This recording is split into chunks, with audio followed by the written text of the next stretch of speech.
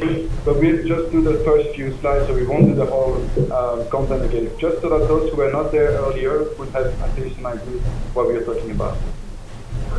接下来我们会很快的过一遍，其实内容跟刚才如果跟我们刚才练习的朋友应该会是重复的，因为但是我们还是给我们参加大概练活动的朋友们一个概览。All right, so we have changed the exam, right? So not just because we wanted to change it, we wanted to change it to make sure it is aligned with the current technology and the current job role that most of you guys are doing every day, right? So how many of you are actually working with frame relay, for instance? Anyone working with frame relay? 在座各位有谁工作中会用到 frame relay 这个网络的架构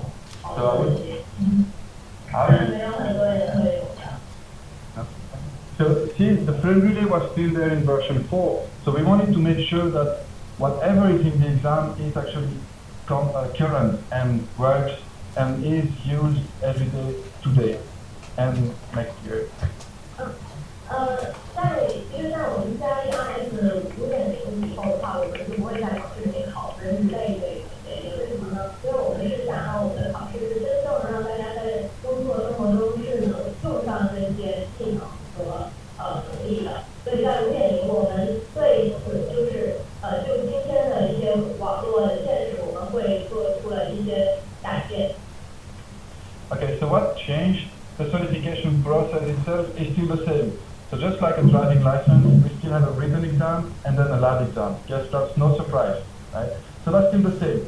What has changed is the curriculum. So what do we put in the exam, like a driving license? Do we test more on mechanics? Do we test more on legal aspect of driving? Or do we test on driving skills? Or do we test in driving practice? So that's the curriculum. What is being tested? So that has been changed for version 5. First thing, and the other one is the format. How are we going to test the exam? Do we have just one single lab exam, or do we have 2 lab exams? Do we have 3 modules in the lab exam? Or these things. So that has changed as well. 那我们5.0里面是有一些什么改变呢？这个改变可以分成2个部分，一个部分就是内容，就是考试的内容。究竟是我们要考 PPT 问题还是什么别的内容呢？第二个改变的方面是考试的形式。那在4.0的时候，我们是有抽跟 conversion 2个部分在大学下面。那在5.0，我们是有依然沿用这2个按数的数字块，大家可以带。All right, so Tintin, come next to me.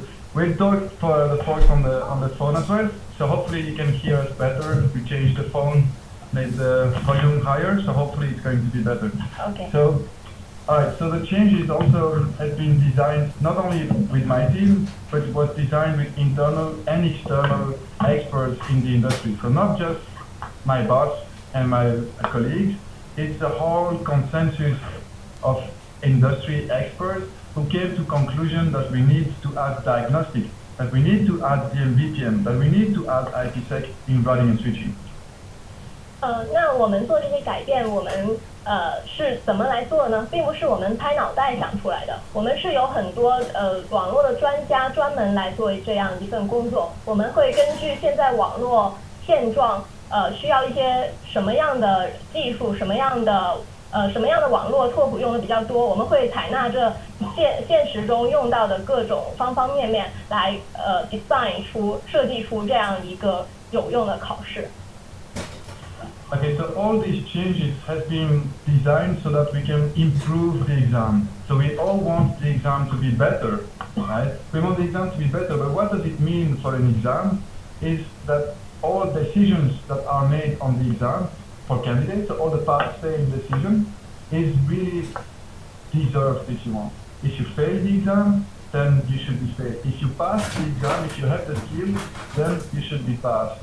So we all want that the exam is meaningful, right? So we want to improve the validity of the exam, how valid it is. If you're really an expert, you want that the exam passes you. If you're not really an expert, the exam should not pass you, right? So we want to improve the validity of the exam, because then the exam has more meaning, right, for everyone. Your boss, if you have a CCIE employee, the boss will be like, I know that the guy knows, the technology. So that's the validity. We also want to improve the reliability, so that if all experts in one team of the boss, he sends all his experts, and he knows they are all experts. You want that all of these experts are certified, and not just one or two randomly. So that's reliable. We want the exam to always discriminate between experts and non-experts. So, OK， sorry. 刚才 Bruno 一直提到的 validity 这个词，就是说我们要保证这个考试的有效性，就是说我们通过的这些朋友是肯定是具备这种能力的，是真的具备了 CCIE RS 这样网络专家的，对得起这样的一个称号的这些朋友，他们是能通过这个考试的。如果是说你的能力没有达到那个层次的话，您就不应该通过，就应该会被 fail 掉。在这种情况下，我们才会让我们这个考试是真正帮到大家，来让大家在日常的生活工作中被区分开来，是真的具备了这种能力才能通过这个考试。另外一个就是我们要保证这个考试的可靠性其实也是像刚才所说的。就我们要确认你具备了，你有了这个证以后，你的老板和同事都应该是真正的认可你的这个能力的，你是真正有这个能力。OK。Alright, so again, we won't go into much details, but making the exam better does not mean making the exam more difficult. It's not what it means. It's just that the exam should be more valid, more reliable. And how do we do that? Well, first of all, we want to test about concepts. So we want to test about ideas and not knowing about the details of the platform that we're using. So it's not because you're using only small routers, that you're better or less good of an expert compared to someone who uses CRS only. It doesn't matter. As long as you know what BGP is doing and how it works with IGP and how IGP works with Layer 2 and Layer 3, that's what we are going to test, is the concepts of the technology. Not much about, and nothing actually about the hardware devices. Bruno 强调的是，我们这个考试就通过这个考试是赋给大家这样一种能力，就是一个思考的方法，一种 concept， 一种思考的方法和技巧，或者是逻辑思考的能力。就是说，我们是想让大家能学到 BGP、IGP 这样的 protocol 层面的这些知识，是真正懂得去用这种 protocol， 而不是想让大家去知道，比如怎么配置3750，就不是针对某一个平台的机器，而是希望大家是知道这种协议的运行的方法，懂得它们，这样子大家在工作中，无论是遇到什么样平台的，都会去配置，都会去design， 都会去设计。Okay, so using iOS 15 is just making it more relevant, so that's what's being used today, so no surprise. And then 100% virtual device means that, again, aligns with the objective of testing on concept. We don't care if you, again, know hardware. We care about concept, and therefore we can use virtual devices because they don't use any hardware concept. They use only platform independent features. So features that are software only, right? Regardless of what platform use them. So we are going to use virtual device. Just like before exam, we had troubleshooting using virtual. Now the whole exam, including configuration, is also using virtual. 就总结来说的是，我们这次 V5.0 的话，是整个考试都用的是 virtual， 也就是虚拟的机器，也就是说不会再用真实的硬件机器了，我们都会用的虚拟机，意思是 OK。为什么要做这个呢？是因为我们想让大家真的是了解，真的是协议层面的东西，而不是跟机器有关的。所以其实无论是什么样机器，我们都可以去配置。然后另外一点，我们的版本会用 15.0， 因为这个版本是现今在各个企业里面用的比较多的。Okay, so actually all these together, so testing on concepts and iOS 15 and virtual device is going to help us create much more relevant scenarios. So scenarios that you guys are working with every day, right? If you're working with a small company, you likely have multiple remote sites. If you're working with a very big enterprise, you're working with remote sites and regions of sites and so on, right? So it's the same thing, right? But we didn't really did that before. Before was like a mess, crazy mess of technologies put together with 5 routers. We had only 5 routers. Now using virtual, we use more routers, but not just for the pleasure of making it bigger. The idea is to make it more relevant. So you will see network topologies, and I'm going to show you, that really looks like a real network. So that's the idea. So that if you are familiar with those actual current topologies, then it's going to be very familiar for you, which that's the idea. 我们这个考试的话，设计出来的这个拓扑是更适用于今天大家在网络界里面工作会遇到的这样一种网络的方方面面。不像4.0那个时候，我们其实那个时候是只有5台路由器。大家可以知道，其实，在网络中是很少说每个公司它只有5台路由器的。OK， 在5.0里面，我们会有更多的路由器。然后这就是我们用虚拟机的一个原因，这样子我们会有更多的路由器，设计出真正使用于我们日常工作中会遇到的那种网络。Alright, and last but not least, there is a big change in the exam, as I guess most of you know already. It's about the diagnostic. There is a new diagnostic in the exam. So, without going into too much detail, maybe I'll just mention that the diagnostic, why did we add the diagnostic at first, and then what it is. So why did we add it? First thing, why do we want to add diagnostic? Well, it's just like when you go to the doctor, or when you go for the car maintenance. What the guy has to do, what the professional has to do, the doctor or the mechanic, is to first of all is to diagnose what issue is. You come to the garage or to the mechanic and say, hey, my car is making some weird noise. And he's not going to go and fix the issue. The first thing he's going to do is to diagnose the issue, to analyze what the symptoms are, and then determine what's the problem. And then he's going to find a solution for the problem. Same thing with network engineers, right? We all do that. When we resolve an issue, you first need to identify what the root cause of the issue, and then you can think about solution. And excuse me, in the version 4 of the exam, we did not have that assessment. The only thing we cared with the troubleshooting is, here is an issue, please fix, and then we don't care how you find the solution. If you do show run, and then find, that's a weird route, so I'll just remove, it works, and actually don't understand it, that's fine, you get the point. That's for the troubleshooting. Now with that, it's very difficult to identify what's the thought process, right? So how do you identify the root cause? And that's the idea of the diagnostic, is to validate that someone has a good way or a valid way, or at least a possible way to identify a problem. Sorry, that was wrong.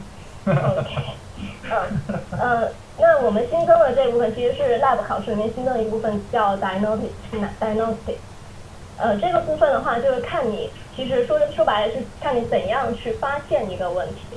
就是说你发现问题的时候，你思考的过程是什么样的？因为这个思考的过程非常的重要。就像你去，比如你的车坏了，你去跟修车的人说，我那个车那个冒烟啊什么的，然后他们肯定是说你是不是昨天是怎么了撞啊，还是怎样的？就先问你一些问题，然后做出一些逻辑上的判断，然后最后才去想怎样帮你修车，是吧？所以在4.0的时候，我们只是直接去 troubleshooting， 也就是说我直接说那个 interface 没有 up， 你就可能你就碰巧就说我就过去把它打开了就 OK 了。OK， 这个是4.0。那到5.0这块，我们是加了一个过程，你必须有这种逻辑思考的过程，会考你这种过程，你这种思考的能力。对，这个就是新价值部分的目的。Good. Alright, so let's not go into details in this one. You can find all that information online. on the Cisco Learning Network. I hope you know that results is all the official information about the exam. Okay, so this one, the next slide is about the structure, the new format of the exam, which is the other thing which changed. Not only the content, but also the format. And in the format, there are three big changes. One is the new diagnostic. Two is the new scoring rule, a new scoring logic. And three is a new timing rules. And we can go in a bit details because that's very important here. 大家如果就是刚才那页的信息有什么还不明白的话，可以上 Learning at Cisco 的网页上面去找信息，上面都有解答。那我们下面的话是看5.0的主要的改变。刚才说了一个改变就是 diagnostic， 然后第二个改变就是我们评分的方式，就我们是怎么样去 score 去评分的。第三个就是考试过程中的时间是怎么样分配的，每一个部分就 lab 考试有3个部分，每个部分怎么分配时间。OK。Alright, so the first one, the diagnostic, we'll see details and examples in a minute. Last slide before going to, actually, still one slide after that, and because it's very important too, but we'll see the diagnostic in details. So the other ones I really want to emphasize and make it important to you is the timing and the scoring. So the scoring, if you're familiar with the version 4, you had essentially 2 exams, right? To pass the lab exam, you had to pass troubleshooting and pass configuration. If you fail troubleshooting by 1 point, you fail the exam, period. Goodbye. Right? Now with version 5, this is different and it's very important. And the change is that we are now one single exam. And that one single exam has 3 components, 3 modules. And one condition to pass the exam is to reach a total point, which is a cut score. So you see that cut score on the right side? Well, it's not very visible here. If I can make it bigger.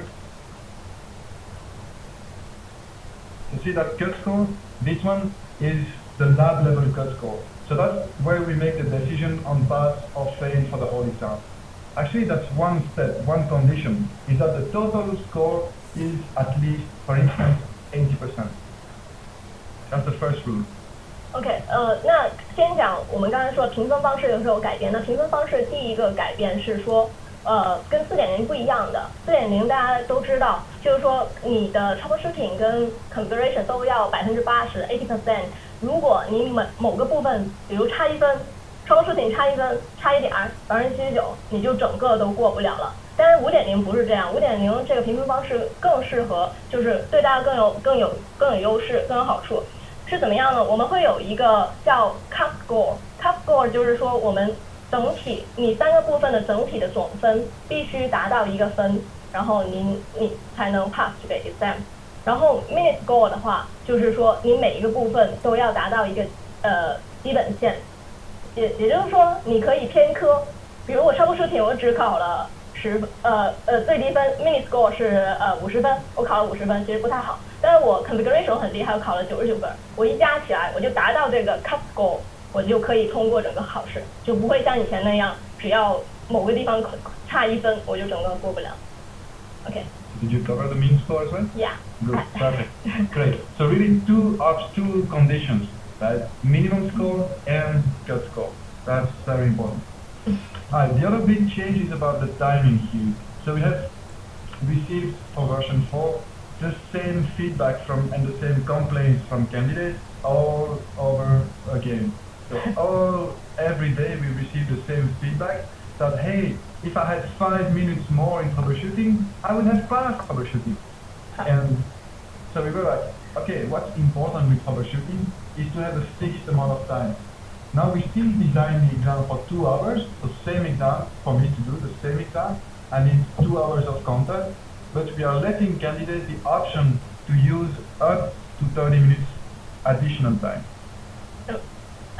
就 Bruno 说他们团队会收到大家的一些抱怨，说，哎呀，你就再给我5分钟，我这个 troubleshooting 就过了，就不会整个都 fail 掉了。然后很多可能朋友都会有这样的抱怨，所以就整个 CCIE 的 project 团队呢，就是把这个 troubleshooting 的这个时间的模式改了。大家可以看到是说，你可以用2小时来做完这个troubleshooting。当然你觉得，比如你觉得不够，我还真是差一点点，我可以多加10分钟。OK， 我还差，我还可以多加20分钟。上限是你可以多用30分钟来做 troubleshooting。但是这个情况下，你的 configuration 时间就会减少了。但是这有个 flexible， 你可以用2小时或者是到2.5小时中间的任何一个值，你可以用来做 troubleshooting。Okay, so the diagnostic is going to be fixed to 30 minutes, so you cannot go you cannot use more or not less. So that's fixed 30 minutes. And believe me, you'll be busy, or you should be busy during 30 minutes. So it's not like you can resolve it in 3 minutes and then have to take a coffee break for half an hour. So that's no problem. 那第2个部分就是 diagnostic 这部分的话是限死的30分钟，也就是说就算你做得早也不能跳过，30分钟它才会 pass 到下一部分。不过相信我们，这个 diagnostic 这部分你肯定不可能是10分钟就做完，你会感觉到时间非常的不够用。Okay, so last slide and then we'll show you the actual examples. So this is very important and I really want to again make this important and raise your attention because this is something which many candidates don't even think of because focusing too much in technical content, which is fine, but it's sad because many really technically good engineers still fail the exam because they don't think about it. 在这个具体的内容部分的话，我们做了一些调整，因为我们的一些其实之前4.0考试的时候，有一些朋友他其实是很具有这个通过这个考试的能力的，但是他都在最后 fail 了，是为什么呢？是当时的一些考试的形式不够好，比如我一开始的时候不能看到整个题是什么样的，这是4.0的时候不能看到，我们现在是能看到的。Okay, so first thing which we really want to keep in mind is that with the written exam, you can go only next, right? You see question 1, and then you have to give an answer to question 1, and then you go to question 2, and then 3. You cannot go back to 2 and then 1. That doesn't work. You cannot do that. But you can do that with the lab exam, and you should do that with the lab exam. That's very important to remember. Even if you know it, you have to think about it and create your strategy for the exam using these aspects of criteria or attributes of the exam. That's one of the design decision of the exam is, okay, should we show all questions when beginning or not? That's very important. And you should use that for your own strategy. If you think about it, then that means that you can cherry pick the question. That means you can read all questions and say, okay, Ting Ting is very, very good technically and very clever, so she's going to collect all points that she can do in the exam. And I'm like the bold guy and I think I know it all. I'm going to take the difficult questions first because they have 4 points. Ting Ting is going to take the smaller questions and because they have 2 points and they have more of them. So I'll be stuck with one difficult question for 1 hour. And Ting Ting, after 1 hour, will have 16 points done. So who has a better strategy, do you think? We made both of us, we can pass the exam. I can still have 1 hour and take all the easy questions. And she has 1 hour and take the difficult. The difference is that my confidence with regards to the exam is much lower than hers. Hers is like, I got 7 questions, I'm almost there, and I still have 1 hour. While I'm like, I got an hour and I got still 9 questions to go. I'm going to freak out, even if I'm a huge expert and so on. So see, that's what I mean by cherry pick the questions. Use those criteria to your advantage. So again, that was one. 冯总说的还是刚才说我们现在这个改变是说5.0的话，可以在一开始的时候能看到所有的 question， 你可以看到一个 whole picture， 这个是一个非常 meaningful， 就是非常有意义的一个改变。为什么呢？因为这是一来是很人性化，二来是可以发挥你自己的特长的一个考试的方式。比如有的人他是非常的 aggressive，比较 strong，他就想我一开始我就要先把难的题给做了，然后他可能就花了1个小时来做难的题。那有的人他可能是比较步步为营的，他就先做简单的题，然后觉得就越做后面就越有信心，然后就做得越来越好。那你可以根据自己的你自己的个人的性格特点来选你做题的方式，所以这个改变是对大家非常有用的一个改变，就大家可以在考前思考一下，自己在考试中会是一个什么样的状态来选自己的考试的这样一种方式。大家也要注意，比如你觉得你自己很有信心很 strong， 你先挑难的题，那很有可能你会在第一道题就卡住了，然后最后剩下9道题就剩下很少时间，那这种也是有的。所以大家一定要在考试前想好自己发挥自己的专长来挑做题的方式。Okay, another very important thing on this slide is that you should realize that there are independent questions in the troubleshooting and in diagnostic, and they are very interdependent in the configuration. So that means that the question in troubleshooting, the question 2 does not need question 1 to be resolved.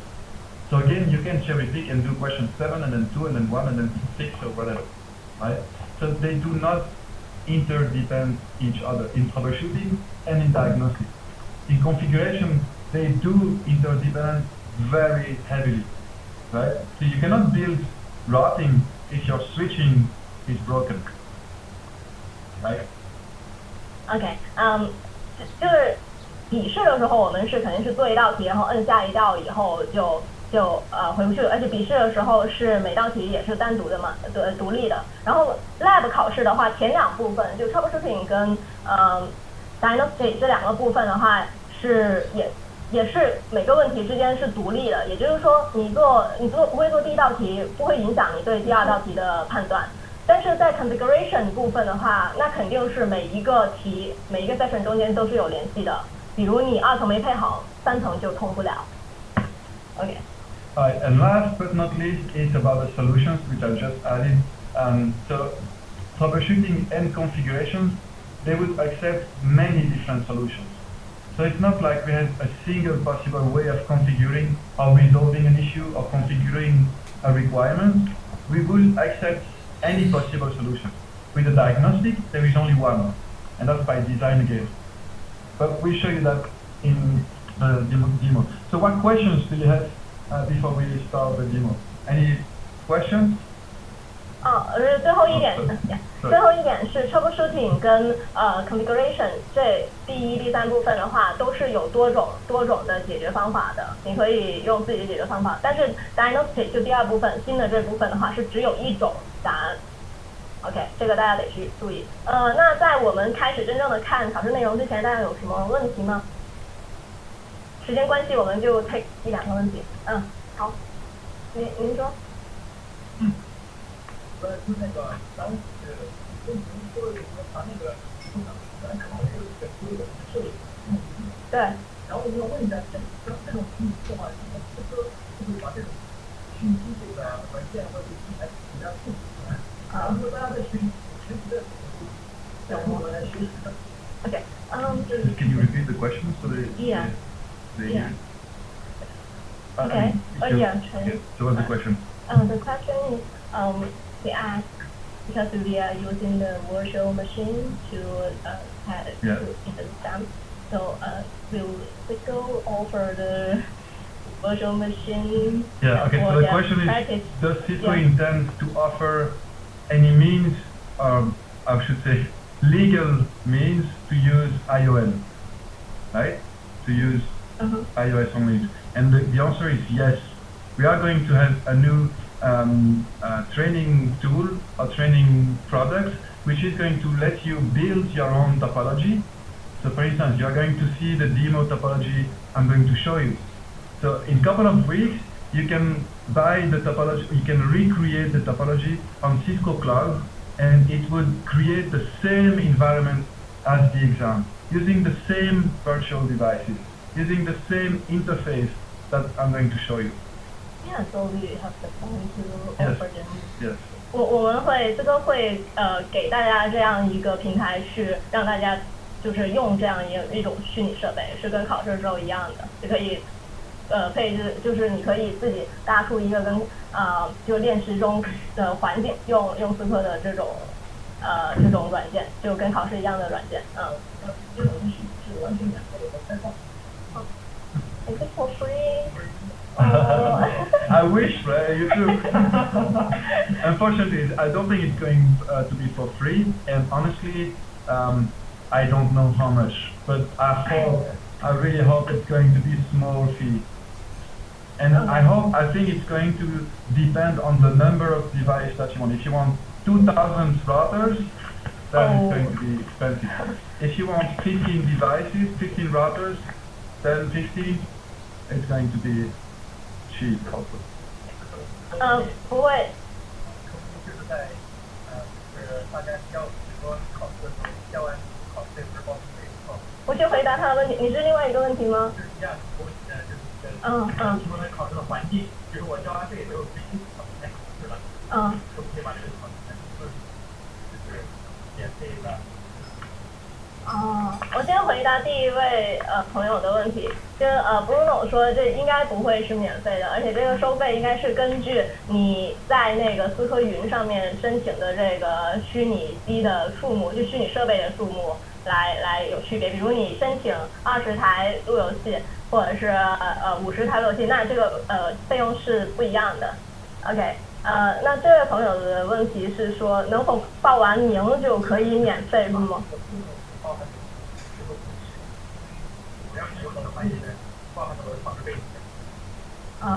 那你的意思，但是如果就考试费，OK， 就包含不包含的 ，OK，对，现场一位朋友的问题是说，就是虚拟机的这种费用可否包含在考试费里面？对。是我们可以想购买的方式。待会儿就是另外购买的方式，不就是现在的方式吗？还有一个方式就是可能我思科的合作商或者是哇，这就扯远了，好像。我先回答his question is the fee of the virtual machine will be included in the exam price or depends. I wish. I hope so. I'm no business person, so I'm engineer, I'm not marketing. OK， 大家可以问一些技术相关的问题，或者是考试内容。这样子吧，好多人在这问，要不下来你在论坛上，咱们论坛上可以问。不好意思，这位朋友。In part, I see more attention about routine sports Yes. Routine sports. My company is physical as activity. In the exam, instead of activity 4, I want So your question, if I get it correctly, do we intend to have IPv6 only in the exam? Only or Both. Yes. Okay, so yes, that's more reasonable. Yes, definitely. So I don't know if you remember the first slide, this one, that was actually what's in front. Is one of the big driver of the changes is to make sure that we keep it aligned, right? And IPv6 is more and more present, I guess, especially here in China, isn't it? So that means that we definitely will have more IPv6 in the exam. So if you look at the high-level domains, logger-free technologies, VPN will include IPv6, even services. So yes, we will have more and more IPv6. There is no separate section like 3 points or 6 points like in V4. It might be much higher, but it's going to be different for each exam scenario, depending on the scenario. OK， 要重复一遍吗？这位朋友的问题是说，在考试里面会不会有 IPv6 的成分是吗 ？OK，Bruno 确认了这个，因为我们现在网络中其实用 IPv6是越来越多了。就像我们刚才说，我们这考试初衷是让我们的考试跟现实更 relevant， 就是更契合，所以我们考试的内容是有 IPv6，而且是应该是还占一定的比例了，而且有可能在以后会越来越多。OK， I will answer some questions online. Yes, there's some questions online. 有在线的朋友，OK， one of the audience is the virtual machine IOU or IOL. Okay, so the question was, are we going to use IOU or IOL? IOL 还是 IOU 的虚拟机？问题是，And honestly, it's the same thing. You know, what it changes is either Solaris or Linux. Linux is much cheaper and Intel servers, Intel CPUs. So we are going to, and actually IOU is now deprecated. It's all that we don't, even internally, we don't use IOU, we use only IOL. But for you as a candidate, it doesn't actually, well, it doesn't change nothing. Just that now you can find, you should not find. 答案是说，其实这两个对大家来说感受上是没有任何区别的。我们内部的话会用 IOL 多一些，但其实我们在这个云上放出来这个虚拟机，到时候其实大家用的是没有区别，所以这个应该没有关系。OK， I have one more question online, and that is if something wrong with the virtual machine, how can it happen? How do you think like the some hardware problem with the hardware? Good question. So the question is, what happens in case there is an issue with the server? Like we used to have hardware issues with routers, for instance, in the topology, with hardware routers. Then what happens? I'll tell you. I should say. Yeah, go ahead. 这个问题是网上一位朋友问到说，如果虚拟机在考试过程中出现了问题怎么办？就像如果真机的话或者死机啊这样，那怎么办 ？OK， yeah. So the answer is that we actually have much more means, much more tools to see what you have done compared to when we use hardware devices. So we can reload your topology, your configurations much more quickly because it's all saved. While with version 4 with hardware or with other tracks, if there is a power outage in the lab and you did not write MEM, so there is no NVRAM, so we lose that. Actually, it's the same thing with virtual, but we can much more easy to save them.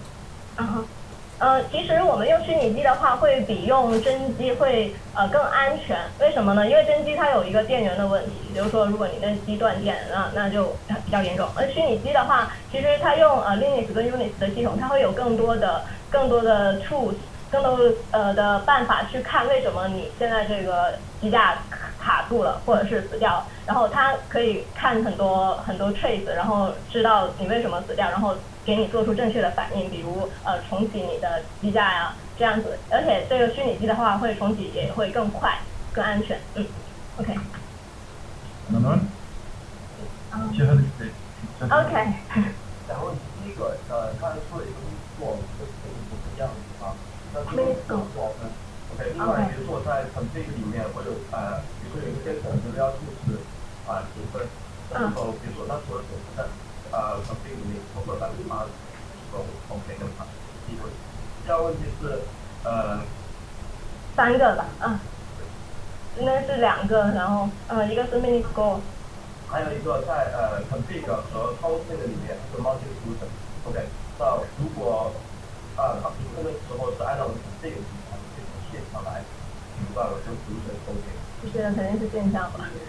OK， 我先回答。其实你第一个问题在上一场有人问过，就 mini score 的分数什么去，这个是一来是就其实还没定，也是一个机密，而且是会浮动的，就根据你这个题的简单难易程度可能会浮动的。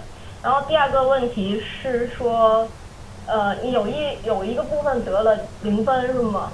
我都在config 里面，比如有一个地方得了0分，但是你别的地方都对了，是吗？OK， OK。One of the questions I have answered is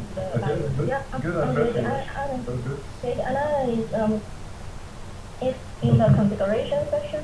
if he got a score 0 in one part, like PPP or something, but his total score in consideration is past the minute score. Yeah. So it's okay? Sure. Yes. And you should do that. Yeah. I mean, you should keep that in. That's very important. So you don't need all lawyer 2 to work to get the lawyer 3. You can violate lawyer 2 to make it work, even you know you lose points, but so that you can continue with the rest. That's very important to keep in mind. Very good point. Yeah. So for instance, PPPOE, you don't care if you don't know PPPOE, you just continue static IP.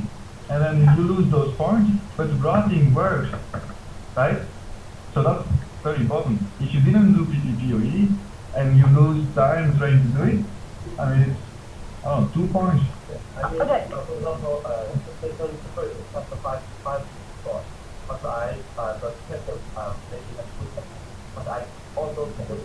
Yes, it's up to you. As long as you collect enough points to make minimum score and lab cut score all together, then okay. 这位朋友，其实我明白你的问题，因为4.0的时候某个单部分是不能得0分的，是吧？对，这个不会，但是你得满足刚才说的2个要求，一个是 minute score， 一个是 total score， 是吧 ？cup score， 对，所以你刚才的问题是 OK 的，你是不是还有第3个问题？我忘了。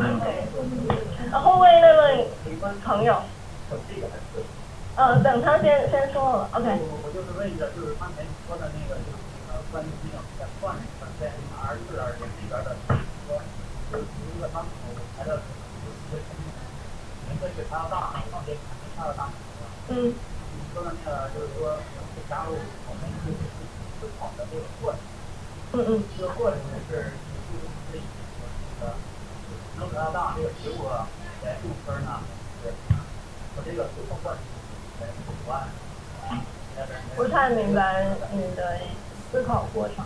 就是你刚才说的那个加入这个过程。肯定没有问题。什么？不好意思。我的意思就是，比如说我现在给他算了，假如我就直接排做超过事情部分是吗？对。那我这个就是做排出来了。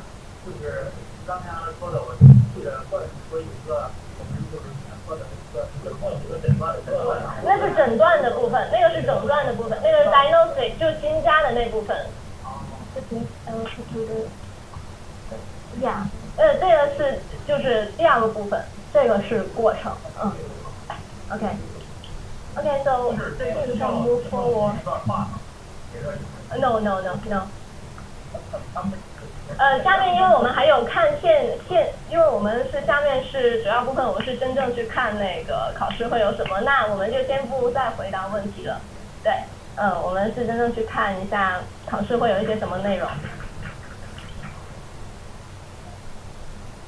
Alright, so we can still have questions later on. Okay, but I want to show you now the actual exam interface and sample questions. So here is the screen that you would get when you come to the lab exam. The first screen you get, you need to put your username and password. So here I got the B5. And the system will log you in as I'm showing you here. So you see the begging button here has appeared after a few seconds. So that's exactly at the time when the virtual devices are starting. 这个界面就是大家就考试的时候看到的界面是一样的，就刚才填完我们的 ID 以后就进到这个界面。只有当我们摁下那个 Begin Lab 这个按钮的时候，你所用的那个 Virtual Machine 那个机架它就会起来，然后就开始。Okay, so when you click Begin Lab, that's where your troubleshooting time starts. So in this case, in the demo, I don't have the timer because it's not needed in the demo. But you would see a timer displayed here below your name. So that would be your name. And there you would see a timer, which is a countdown timer. Countdown, OK. 因为这里是一个演示，所以就没有显示出来。其实在真实考试中，这里是您的名字，然后名字下面的话会有一个时间，这个时间是往下倒数的。OK. Alright, so you see that yellow banner here? That's click here to start. So you better do it. 大家就开始点这里，可以开始了。So what's in there? So that's the guidelines, and that's very important guidelines. Let me make this bigger. Let's not review them all. Actually, you'll find that online, so it's not secret. I would just want to emphasize the most important one, which is the number 7, this one. Can you read that? Okay? Bigger? Better? Okay, so do not remove a feature that is pre-configured in order to resolve the incident. You cannot remove it. Just think about real life. You should not remove a configuration which is broken. You should fix it. It's the same in the exam. So an example is access list. If you find at the customer place, at the customer network that an access list is dropping traffic, you will not just remove the access list, will you? You will fix it, right? Same with the exam. Even if the access list is stupid, like one deny and then permit any, then you still need to leave the access list there. So do permit any, then deny, then permit any. So it's stupid. But at least you should leave the access list there. So the solution is the same, permit any. But what you're showing in the exam is different. That you understand that the issue is with the access list and not just a configuration. OK， Bruno 想要强调的是现在题目上放到的第7点，也就是说不能删除任何预配里面的配置，是吧？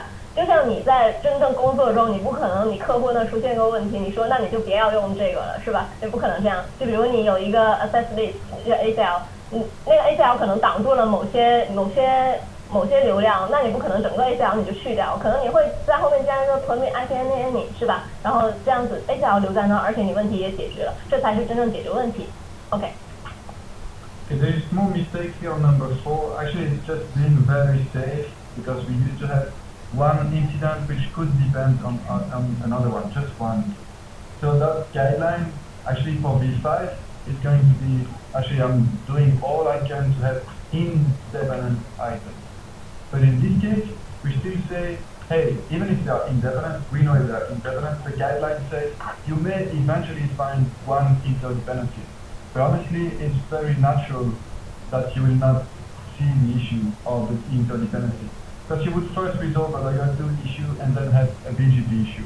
And the two actually may be related with source destination, but it's just in between that. But it's not very important. Another one very important is this one. Do not change boundaries. So do not add interface into wrapping protocol. It seems obvious, but it's very easy to fall into that mistake. OK， 还有第6点，大家是比较注意的，就是不要改变那个路由协议的边界。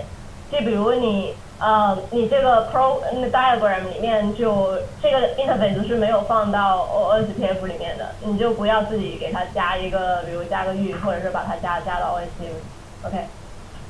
Alright, so that's okay for the guidelines. Again, you can find that online. So just reviewing how the interface is built. Here you can see the questions and diagrams, and then all questions. So what's different between these two? If I open this one, for instance, the layer 2 topology, I see the layer 2 diagram here. I'll make this one smaller. So you see one diagram, and that's all there is, one diagram. I can go next or previous, but that's it. Right? So that's very useful, for instance, when you want to have the layer 2 diagram or the layer 3 or the BGP diagram in one side of your screen and still has the questions in another side. How? Using the second button here, so you can have all the questions, just like a Word document or a PDF document. For instance, that would be question 1 here, and then you can have the diagram for BGP, for instance, there. Well, you get the idea, right? So you can have multiple diagrams in the same screen. That's right. OK， 大家可以看到刚才 Bruno 操作过程中，其实它是通过按第一个和第二个按钮，它会调出来不同的拓扑，比如2层的拓扑，或者是 BGP 的拓扑，以及可以按出来问题，那这样子我们就可以在一个屏幕上看到拓扑图以及问题，这样子会很方便您在做 troubleshooting， 就可以同时在屏幕上开多个窗口。OK。Okay, so let's take a look at an example. Something else about the interface. So the guidelines that we just seen are the same here. So it's always available, not just with the yellow banner. And then the manage device menu, that's a good friend in the exam. Because you can see the status of the device, if it's running on the server, they are all up, right? And then you can console, you can directly connect to the console.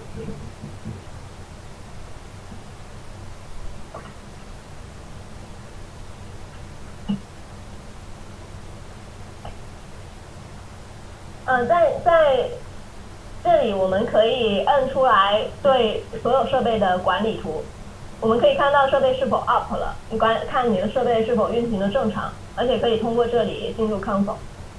So if I click there, I'm connected to R1 here. Something you really also good to know is that you can connect multiple times to the same device, which you cannot do with hardware consoles.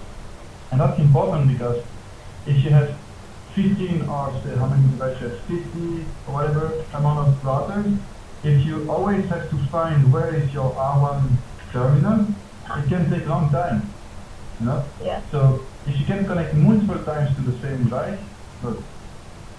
Yeah, that's true. See, that's the same thing. So you don't care where is your terminal, you just keep opening the same device again and again and again. At some point you will have 200 terminals, so the laptop or the computer may be slow, or the terminal may be slow, fine, you kill them all, and then you continue again, right? So that's a good strategy to use in a small table here, because you can easily connect to the device without saying, okay, where is R1 here? Okay, yeah.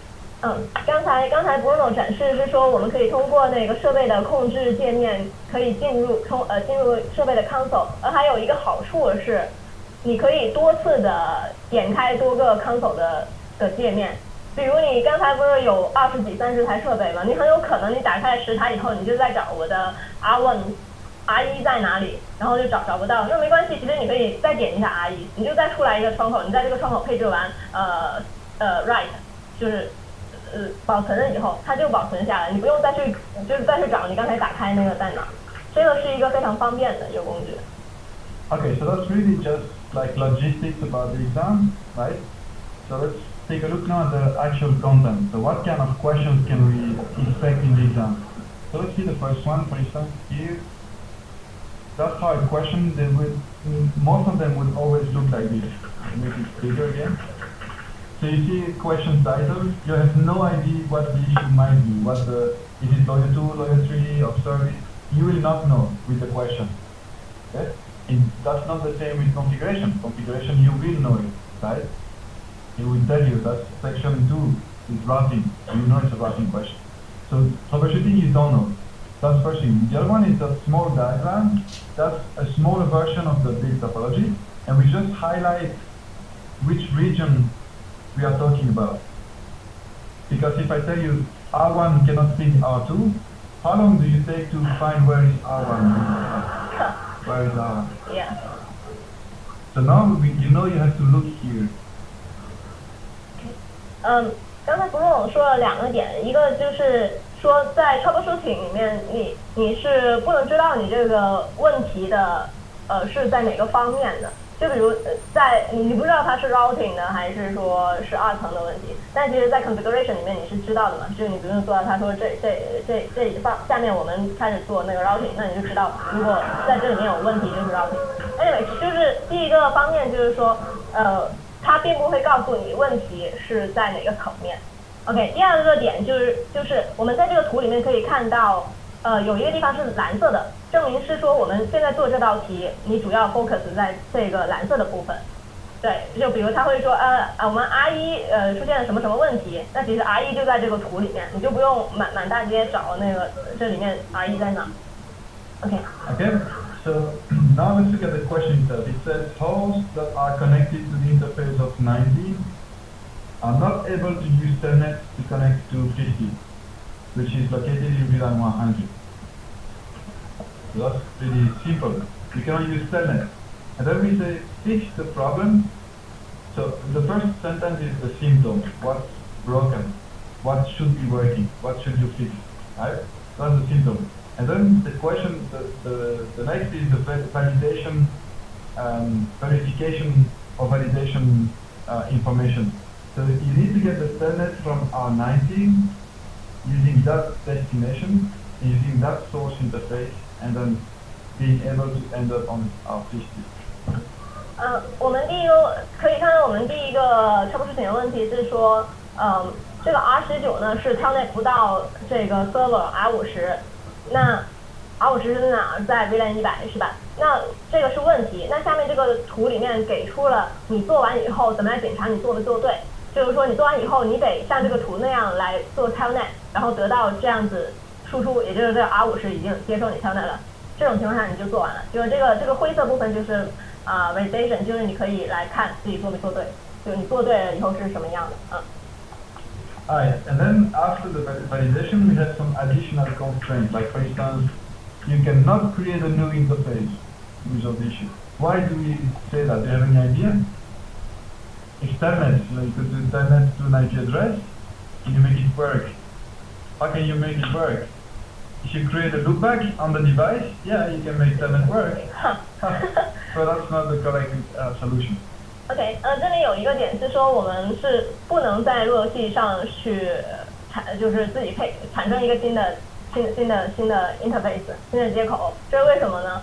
因为其实你可以刨个空子，你这个题，比如你就自己config 一个 loopback interface， 然后写个这样子一样的地址，然后你就做出来就能做到这样一个灰色的图是吧？你自己看了自己，然后就上去了，然后就觉得就这样跑空子是不行的，因为不能允许你自己搞一个 loopback。Okay, last one is about another constraint. So what you cannot do in order to resolve.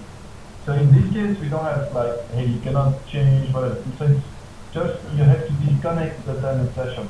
So that when we connect to R19, we expect to see R19's prompt or console, and not R50. If you leave the telnet connected, when we go from the grading engine and we connect to R19, we end up on R50, and that breaks the grading. So it's your responsibility to make sure that the console is always the expected device. So that, in other words, you should just disconnect the telnet. That's it. Okay. 其实最后一个限制就是说，你就是你自己验证完以后要退出这个 R50， 就不能自己留在上面，你记得自己退出回这个 R19， 要不在评分的时候可能会有点问题，所以记得就是你自己测试完要回到 R19， 就这样。Okay, so let's try it. Yeah, it's broken here, so let's try it. So we have 19 and we need to turn it to R50. 好，下面我们来看看这个问题可以怎么样解决，大家也可以想一想啊。现在问题就是这样，就是那个 R19它本来应该telnet到 R50，但是现在telnet不上去。Okay, so here is 19, here is R50, the server, and we want to connect through telnet to R50. So it's an easy one. Let's take a look here. 这个问题比较简单，大家自己也想一想，我们现在一起来看看。So open 19, I expect to use switch 2, switch 1, and R50, at least these 4 devices, right? So I don't need to open 17, at least not for now. So I will start with these 4 guys to begin with. 因为刚才题目中就提到了 R50、R19，其实我们现在首先肯定是先打开 R50、R19以及他们所连的那个交换机。Okay, password always Cisco. 密码是 Cisco。Okay, so I'll try the telnet, and I expect this one to fail somehow, right? 肯定是第一次是上不去的，因为这个就是问题所在嘛。So is it blocked by an access list, or is it timed out? That's going to be a good indication at this time already. Just looking at the symptom. What is the symptom, right? So if ping gets unreachable, you'll see u dot, right? That's if you get an unreachable. That's a very good indication. If you do receive an unreachable. In this case, it's timing out. it's not like it's blocked by an access list, so that the host would know but right away that telnet is not working. Right? Okay. So the point is verifying the symptom is very important. First thing. OK，Bruno 我觉得就是在做这个题的第一个要点，就是说你得看清楚这个问题的现象。现象是什么呢？比如我们这里我们仓内不上去，后面它是比如是几个点，那就是仓冒了。如果是比如它是 U，那就是 unreachable， 这两种情况是不一样的。就是你仓冒有可能是被 access list 挡住了这样子。就你猜测，就是你大概先有一个判断了已经。Okay, so troubleshooting is not a science, it's an art, right? So there's many ways to play music, there's many ways to draw, paintings, whatever.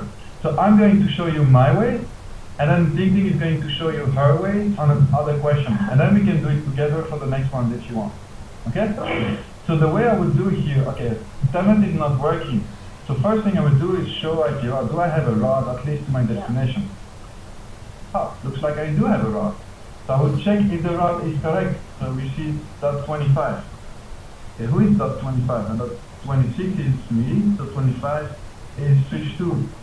Okay, so what next then? Well, I would do a trace route and see at least I can reach the destination along the path.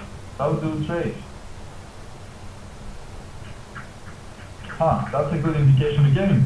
So I'm reaching up to switch 1 at least. So it looks like there is an issue from switch 1 to the server, right? So that's a very good indication. So now at this point I would go to switch 1. I don't even need to check on switch 2. Like I know switch 2 can go to the destination. Otherwise, trace route would show it. Yeah. So I go to switch 1, and I do again show IP route. Maybe switch 1 has no route. Right? Actually, he sees it as connecting, and that's what you would expect. It's a connected interface, right? So do I even have to check show VLAN 100? But at this point, I wouldn't do that, but I would expect the VLAN to be the SVI interface. So you see the interface VLAN is up, and at least that we have access port in the VLAN.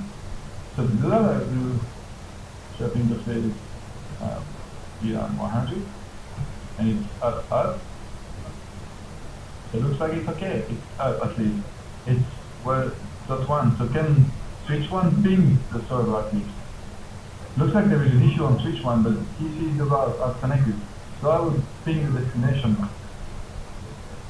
Okay, I cannot ping the destination. Right? So what else then? It looks like my layer 3 is up and converged. The source has a route to the destination, and the last hop sees the destination as connected. So to me, right now, it looks like either a layer 2 issue or eventually a security issue, right? Like a filtering. Even if it was filtering, I would expect to see unreachable from access list, but OK， yes. Bruno 刚才其实一开始说，其实收视频是一个 art， 就是说每个人都可以用自己的方法去做。那么他刚才做的方法是，他首先在那个 R19 上面去看有没有路由，是吧？然后有路由以后，他是去 trace 了这个 destination。然后 trace 的时候，因为 trace 他就能看到究竟是在哪一步被卡住了。然后他看到其实已经到达了点21，那其实他就没必要去再看那个 SW2 了，是吧？他就直接上去看了 SW1， 因为在那上面被卡住。然后在 SW1 上面的话，它是首先是检查了这个SVI interface 是否是 up 了，然后它收 interface VLAN 100，然后看到interface 是 up 了，那证明是说就已经有路由，而且是 interface 是 up 了。那他就试着 ping 了一下这个 server， 就是它这个直连的 server 是吧？然后发现是 ping 不通的。那这个到这个点上，Bruno 他有一个讲法，就是说 OK， 我有路由，然后又 ping 不通，那3层有路由是吧？那有可能是2层的问题，是不是？或者是 security 的问题，就是说比如是 ACL 把我 block 住了这种。OK。Alright, so at this point, well, let's look at layer 2. What information do we have about layer 2? Two ways to do it. Show CDP neighbor or CDP, or use a diagram.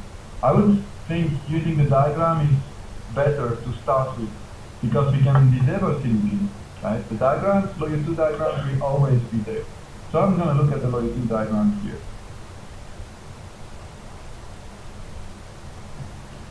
and in the call center headquarters 65 to 100. 65 to 100, and we have 17, 18, 19, switch 1, switch 2. Switch 1, switch 2, 18, 19, and server 1. So with this information I know what interface on switch 1 is the server connected, or at least where is switch 1 connected, the server connected. It could be that, oh that's a mistake, it's R50, whatever. So it could be that the server is connected to switch 2 and that the VLAN 100 is actually relying on trunking.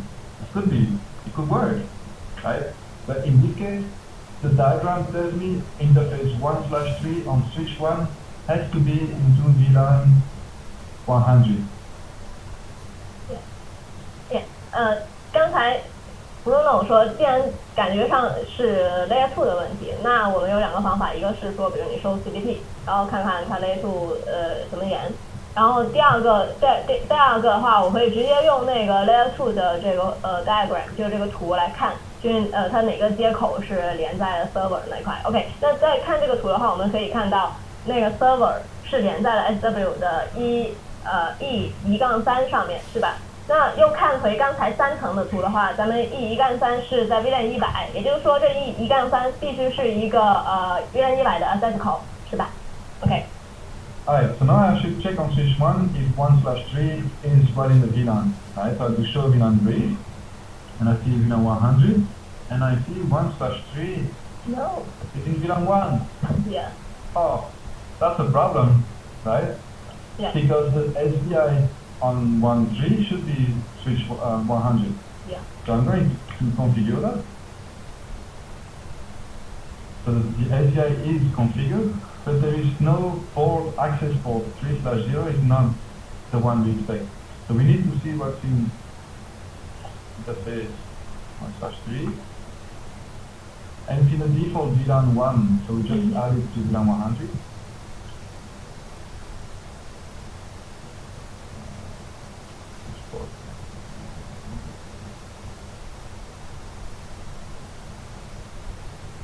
So now it's there. So now I should expect that, right, it's here. So now I should expect that at least switch 1 could be able to ping the connected enable, right? So I'll do that. Yeah. It works, Yeah. because it's a port fast, so we didn't have to wait for spanning tree. But, okay, so here we go. We resolved the issue from switch 1. So now that we've resolved one issue, let's make sure that the symptom is resolved. 那刚才我们收 VLAN 以后，就看到那1-3并没有被放到100里面，是吧？还在那个 default VLAN 里面，就是没有配置，所以我们就上去把配置上了 access VLAN 100。这个时候我们发现SW1 就可以拼通这个 server 了。那刚才说了，为了验证我们这题是否做对了，我们是不是还得回去做那个灰色的部分 ？OK。Okay, so let's check that telnet works, and looks like it does. Yeah. So let's not overthink the issue. When you fix it, fix next. Don't think like, hey, it's too easy. Oh, I'm sure there's something. No, it's easy. It can be easy, really. OK， 大家应该都听懂了，就是说你做完一个题以后，你不要说，哎呀，怎么这么简单？肯定是不是还有别的东西啊？那其实没有那么难。你要相信自己，你做出来这个灰色的部分就对了，立刻就开始做下一题。对。So let's again not forget to disconnect the telnet.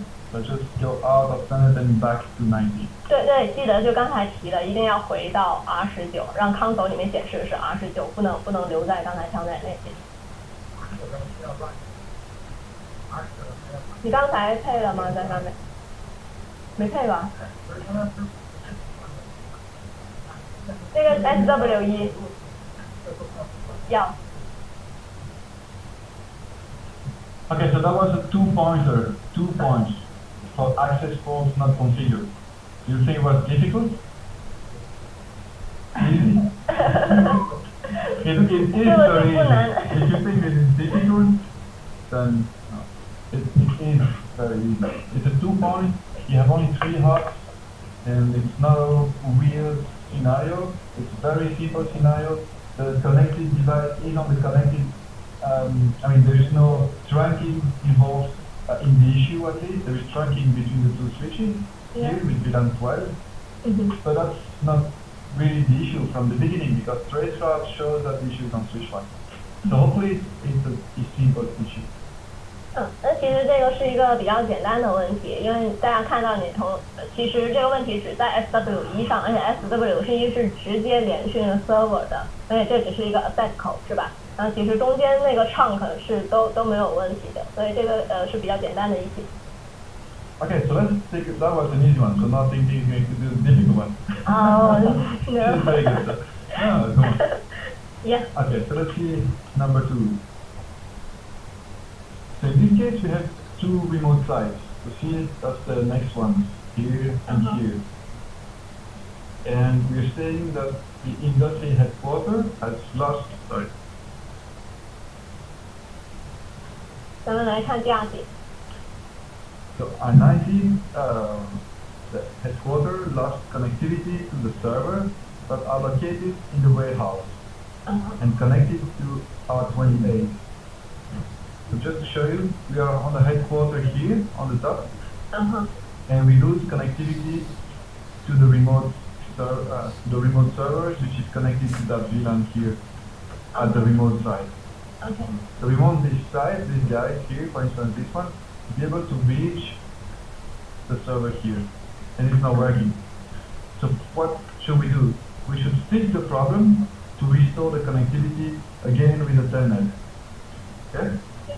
And we should telnet from 25 to the border, the CE router here, and we should telnet to the foreign remote host. Okay?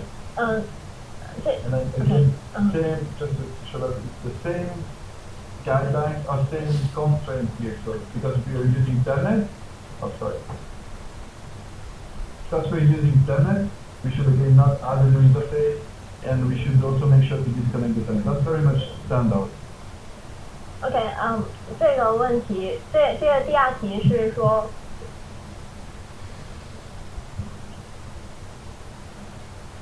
下面我们来一起看一下第二题。第二题是包括了两个方格。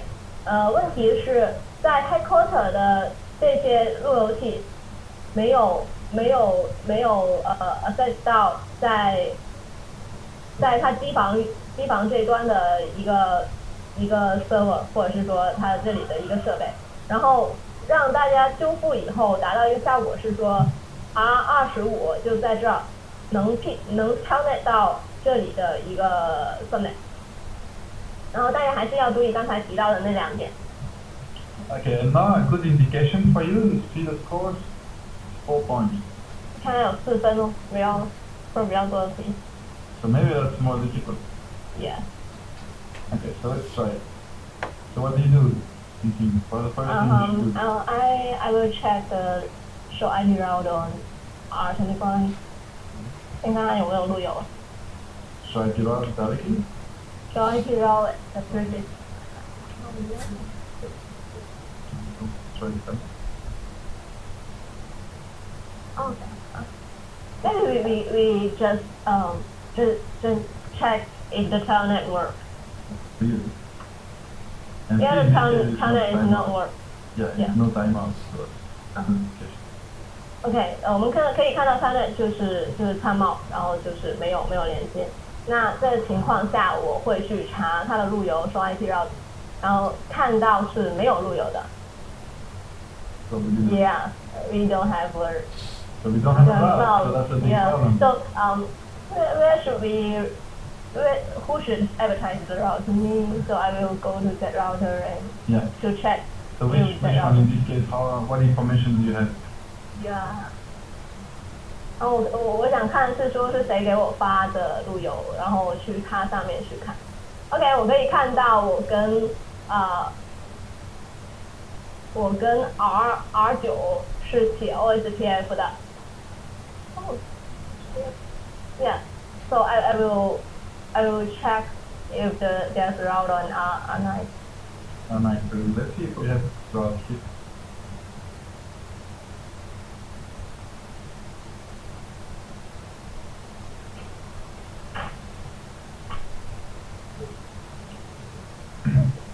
No. It's a BGP. Yeah. Is it cover? Oh.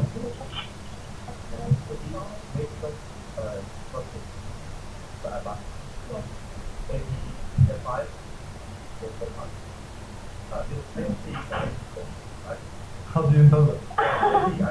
Oh, come on. There's no way you get it. You've seen it in the previous presentation.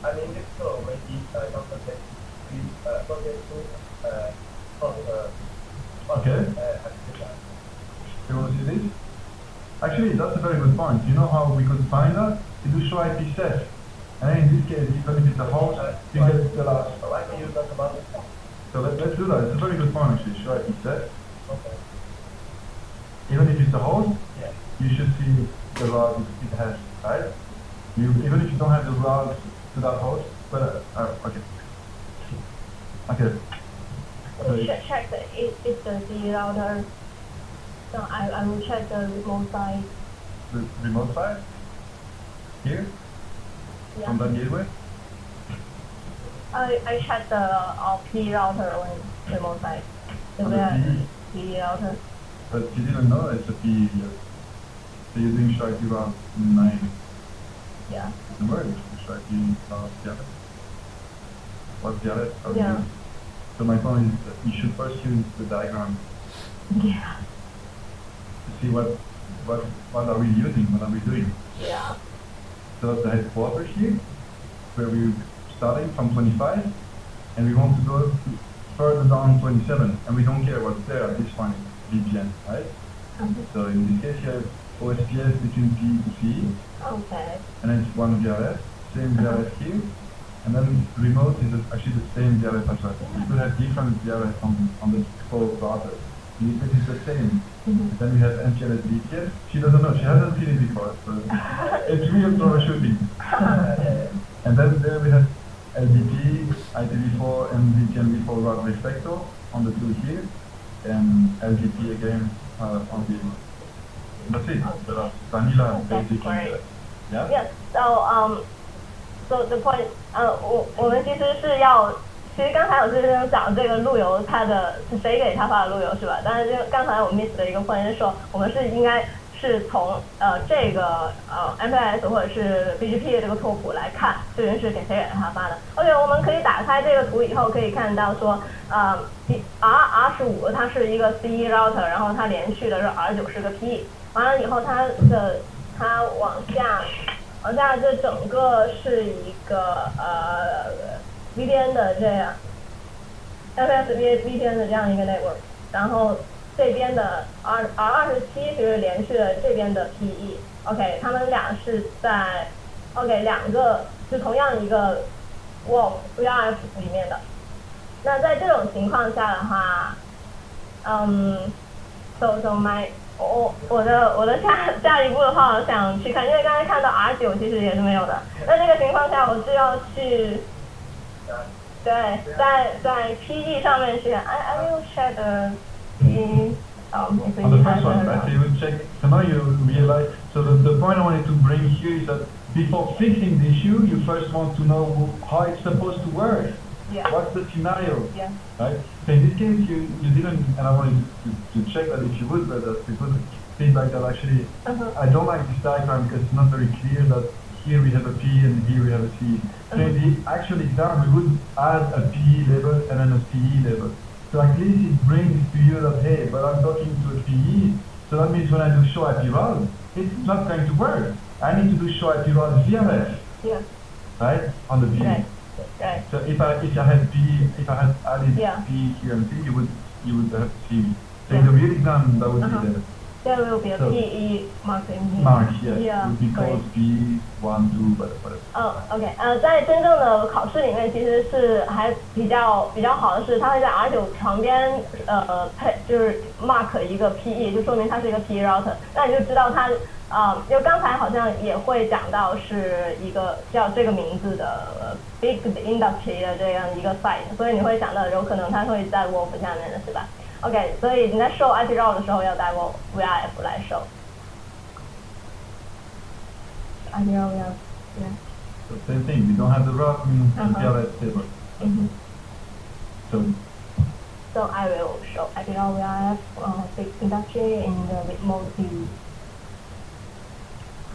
The remote view. That you need to see before comment. Want to see if you can break that. Yeah. Okay. I don't know. Right. Maybe I show this even before in the console.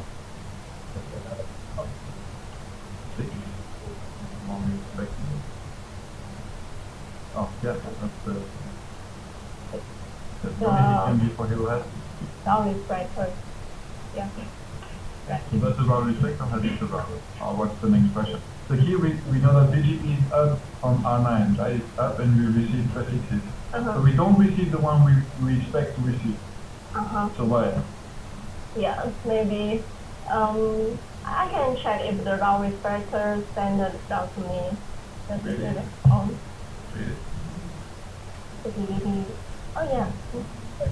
Check the remote side. Before looking at the MPLS cloud, I would just check if the entry point of PE do have the right, and it does. Otherwise, you can lose time going through all these paths. Right. And it's funny, and that's why I wanted to show you. Troubleshooting is an art. There is no perfect way. There is no one way. It can be any way. Yeah. But only few methods are very efficient, Yeah. short, and Efficient. straight. So in this case, yeah, let's look at 11. Yeah.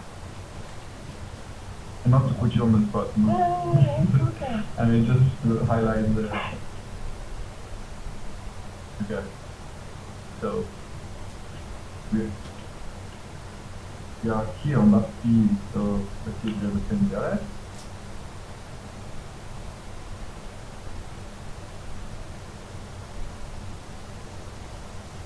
Do heads out, and all of the destination.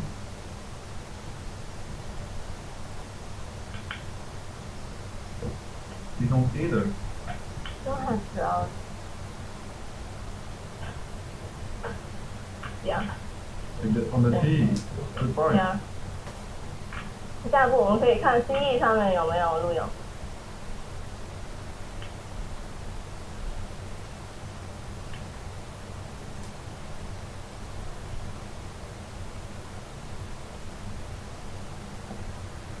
Yeah, we do have a route. So looks like the C has the route, and the D does not have it. Yeah. Why?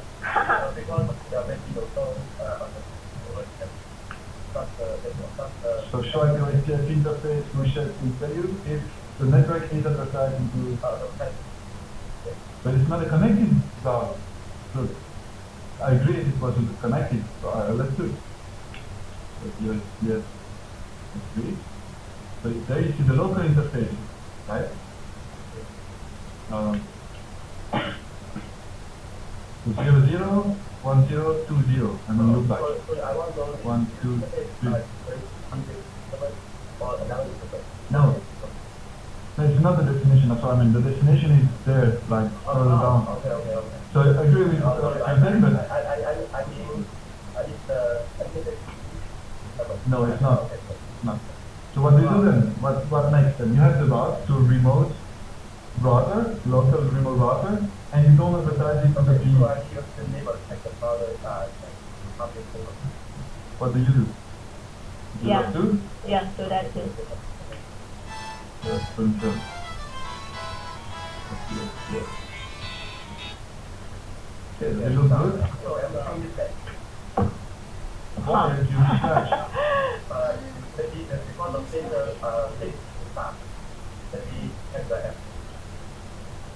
Do you know that? Good. Alright, so how do you check and view?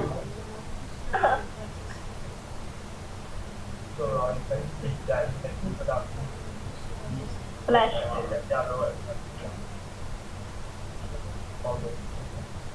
Yes.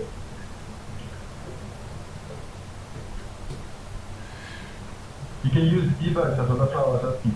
How can you check if that's the issue? But you can check manually checking the MCUs. I can do debug OSPF adjacency, wait 2 seconds and see, MCU mismatch. Okay. No, it's up to you. Again, it's different ways to do it, and we both get to the same conclusion. It could be authentication issue with DB itself, right? 刚才现场有位朋友他建议说在 R27上面来看 OSPF neighbor 就跟 PE 的 OSPF neighbor， 然后看到的话 neighbor 是处于 XSTAR 的状态，然后这位朋友说直接去查 MTU， 这可能他是他的经验，然后 Bruno 说我可以开 debug 来看，因为 debug 里面Yeah, because see, the MTU in the interface is the same, but this is the only way to configure MTU. Yeah, it's more reliable. Yeah. debug 可以更清楚的看到它处于这个状态的原因是什么。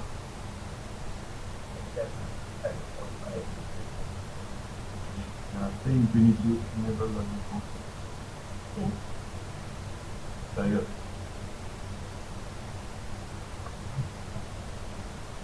Okay, that's the neighbor. XSTAR right necessary. So, but wait, didn't we just check the MTU? On stage, What's 1500 in both sides? another. I heard it. IP MTU, you said, yeah. That's it. Okay, so let's see. This one has 1500. There we go. So now there's a choice for you. How do you fix it? Remember that guideline number 7? You cannot remove something. Or FP Here are CCIE. Yeah, and I think 4 times. Wow. Hopefully you did final. Well, good, exactly. So that's what you need to think about. Not just rush into, I see 14 for the 40, so I'll just make it 1500. It's okay in this case because you cannot remove the MTU. Right? There is no feature in this case. That's different compared to an access list. So you can remove a configuration line. You cannot remove a feature. That's very clear, and that's a big difference. But in some case, the difference is very subtle. It's very blurry. You know, so in this case, it's very obvious. I mean, you cannot remove an MTU. You always have either a default MTU or a non-default. But you cannot remove the MTU, which is what the exam is looking for. Don't remove a feature. So in this case, you can take it like he said, either you make 1500 or 1400 the same on the other side, so you make it lower on both sides. That's one possible solution. Another possible solution is to remove this one, make it 500, 1500, or a third solution is MTU ignore. All three solutions are accepted and it's fine. And that's what I meant earlier. Troubleshooting accepts many possible solutions, as long as you don't change or violate the guidelines. OK，Bruno 说的话，就是刚才我们提到生物事情的话，它是可以接受多种不同的答案的。就像在这一道题里面，其实我们可以有多种做的方法，比如我们可以在OSPF 里面来 ignore MTU， 或者是把这个 MTU 的值给改了。OK。Alright, so that was the first issue. So let's see if now we can, if the whole thing is resolved. Okay. So what was it again? Yeah, sure.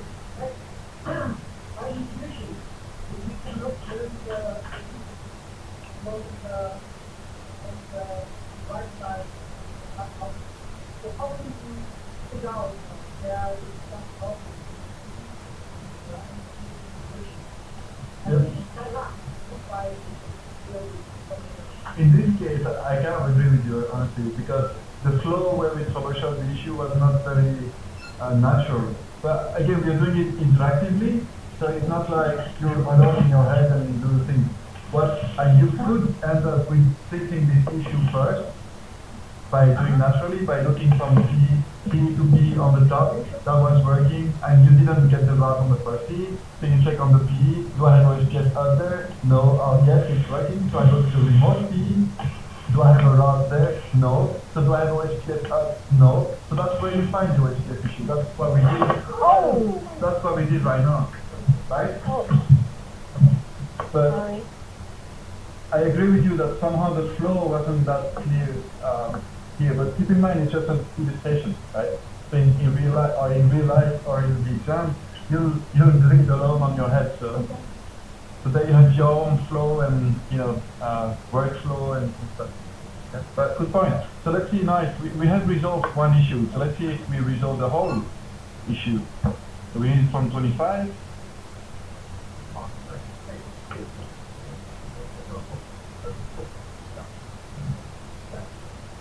不一样吧？这个是练习。He's asking if this corporate edit diagram is what is used in the real exam. Yes and no. And yes, because it's very similar. It's just, if you want, the question is, do we use that exact topology in the exam? Answer is more or less yes, because when you look at it high level, it's very similar because we could have that blue box on the left side and then the other one on the top, and we just change the topology, but conceptually it's the same thing. You have remote site, headquarter with dual home. See these guys, dual homes, the two neighbors on the same provider. This guy has two neighbors on different providers. Actually has two gateways. I mean, it's all use cases. And that's what I mean when you prepare for the exam, you should prepare for use cases, not for topologies. And we'll see that in the configuration portion also. 刚才现场一位朋友问的是说，现在我们看到这个拓扑是否就是我们真正在 troubleshooting 考试里面会碰到的拓扑？那 Bruno 的回答是差不多，因为可能在总体上来看，这拓扑大概会有这么多的落期，可能是现在图上的每一个小部分他们会换位置，对，但是就会比较相似的一个拓扑。Okay, so looks like the issue is not a bit different compared to before.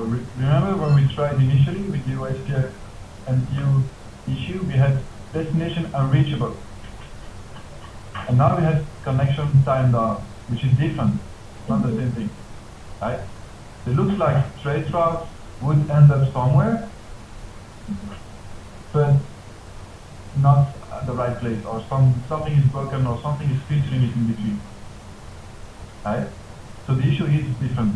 So let's see, okay, what would you do next then?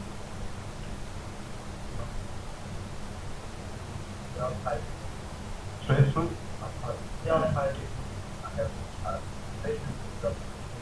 Yes. So let's see, like you said, it's different now. So we do have a route to neighbor .25 on interface E00, so it looks like it's okay.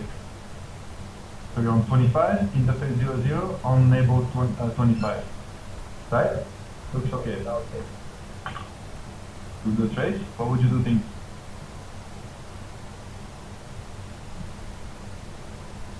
On 25, yes, sir.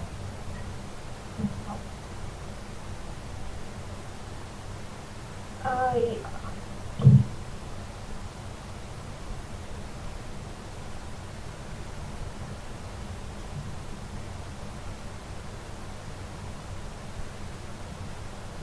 will. And we don't stop here. Yeah. We know we have a route towards the remote side. Yeah. Okay? So we know we can reach these guys. So either you ping .22 here, see if you can go across. Try ping on which one? Yeah, but to that destination, to the final destination or to the remote CE? Because look again, the final destination is far end here, .28.1. So that's this guy we're trying to reach, .2. So one valid question could be, okay, we now fixed an issue across BMPLS VPN. So can we go through the VPN really and ping, for instance, R27 loopback? If yes, then the issue is on the warehouse, right? So let's do it. Yeah. Um, 那我们现在可以做一个 ping 的测试，来 ping 对端的 CE 的地址。CCIE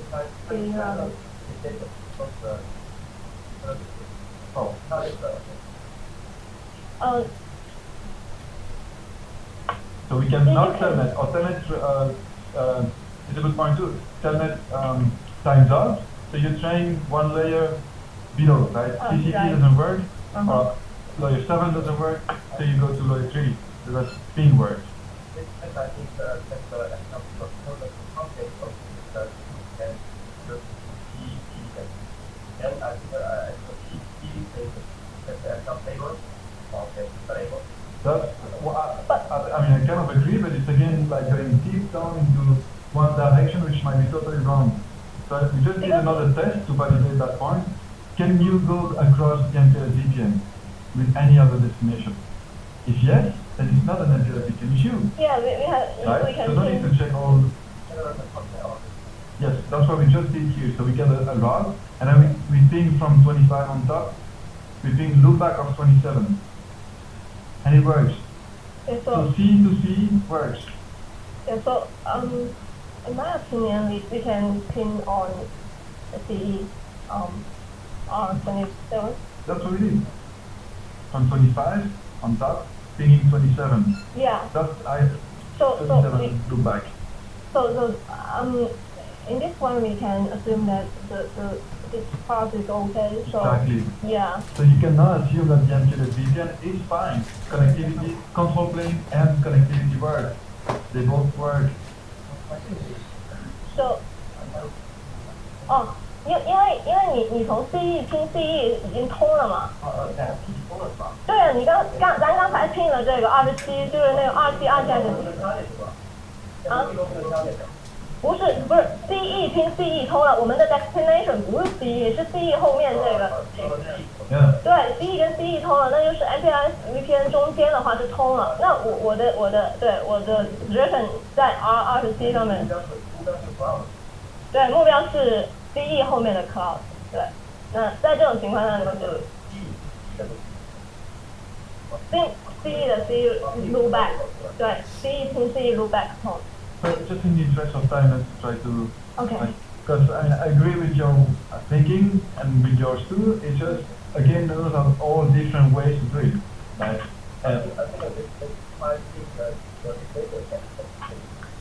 No, exactly. Yes, absolutely. You could keep trying. Okay, does ping work?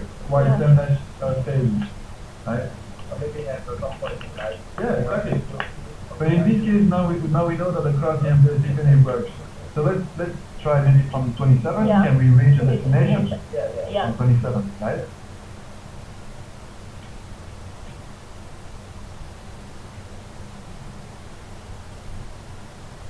What? That's a good indication.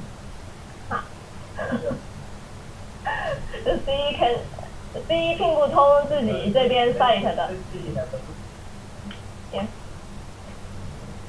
Does. Wait, What you're jumping to conclusions. I mean, it's good, but you're jumping into the... That is good, I mean, it works, but...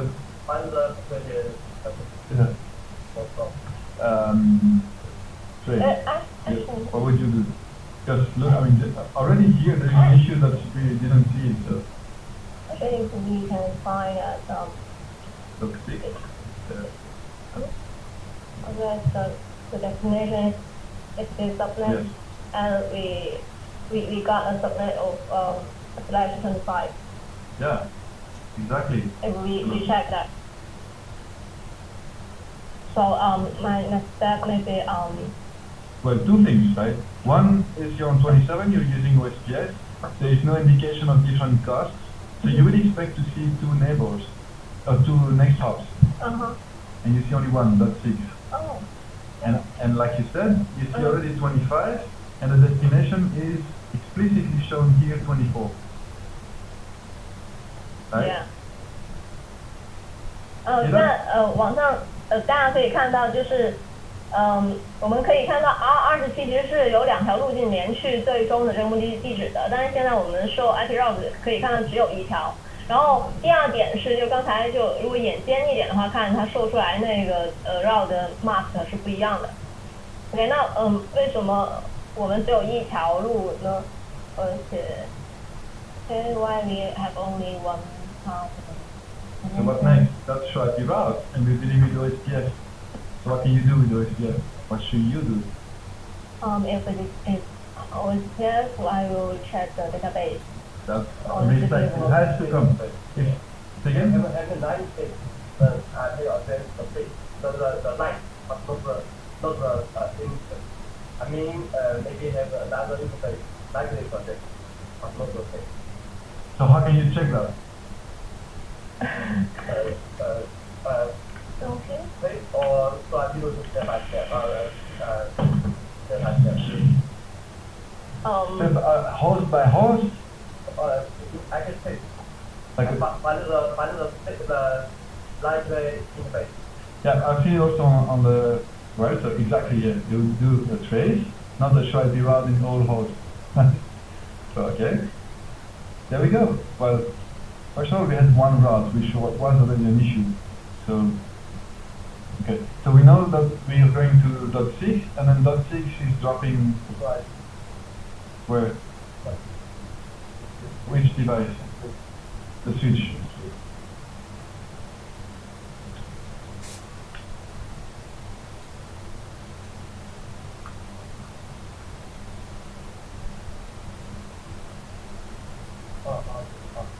So what are we expecting? There we go. It looks weird at least, right? Because that switch A. Yeah. Is it into SPF? Remote network. Or? Remote network. Or? Is that the only thing you can do? You can. Hmm? Remote the network information or not on the system. Okay, what else? There's so many options. I just want you to think about the options and then consider the guidelines and then choose the one which is the safest. All this is fine. This is fine. Because what is the root cause here? We have a black hole, right? Some are disconnected VLAN. So you get two devices which are claiming to be that prefix. One is saying, hey, I got /25, and the other one says, hey, I got /24. But it's the same 127 addresses are the same, or can go in both directions. So that's wrong. It's a wrong device, a wrong design. So how can you resolve it without changing the routing boundaries, without removing pre-configured things? Like network statement, honestly, that would change the network, the IGP boundaries. Shutting down the interface, it's also like changing the boundaries.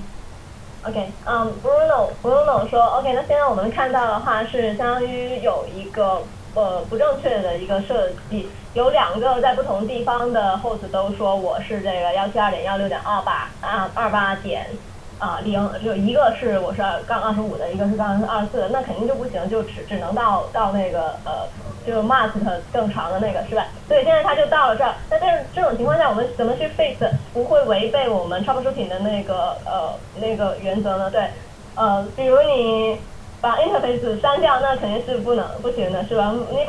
你不去 network， 好像也是改变了那个 boundary， 就是那个 OSPF 的那这种情况下怎么办呢？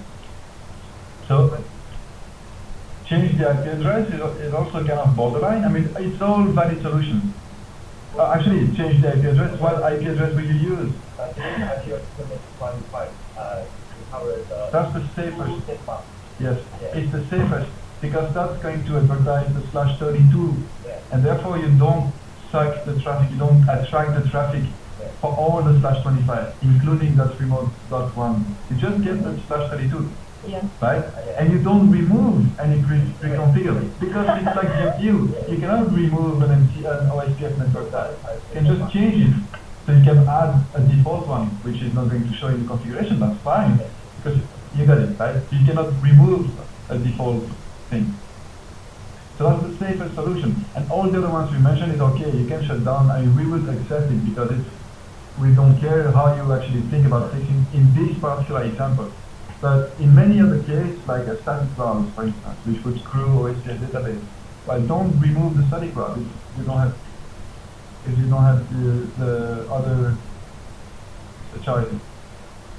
Okay, so I think that's a good overview of translate this one, or OK， 刚才 Bruno 说，就这个也是我们今天提到的是，其实你有很多种方法去把这个给 fix 掉，比如刚才说的你 shut down 端口之类的，但是都是会违背那个操作的原则。OK， yeah, totally 7. So I think it's a good overview of the troubleshooting. We spent too long on this one, so apologies for this, but hopefully it was quite valuable for you that you got some, I don't know, relief about how you're testing and how it's going to be presented to you. So honestly, it's exactly this. There's nothing different in the exam compared to us. Actually, this is an exam which initially was planned to be used in production, in actual exam. But then we got other topologies which I personally like better, so I'll use the other one for the exam and this one as a demo. 其实通过这个刚才的 demo 的话，我们可以看到，其实考试的话基本上是这样子的一个形式。那希望大家看了这个以后会心里有一点底。你把那个它的范围改成32了，你就相当于你就只占这个32，你点2，你起码就不会占那个点1的，是吧？你这样你跳内就能改那个。还有，对。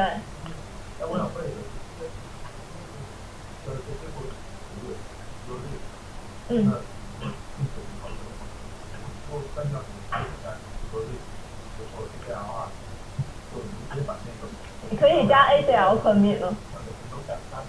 你可以加个 permit， 不能就最好不要删掉。那你地址改成就随便讲一个地址是吗？你就改动越少越好，就是你能想到的最少的。这我就不是，您是说就删掉了会不会得分是吗？这会不会得分是吗？你是 OK， we get the score if we shut down the interface. In this case, yes. So you can shut down the interface, that's fine. 在这个题里面可以。In this one, yes, but in some, I mean, it depends on the scenario. It always depends on the scenario. Okay, so just in the interest of time, let's move on. Oh, you have a question?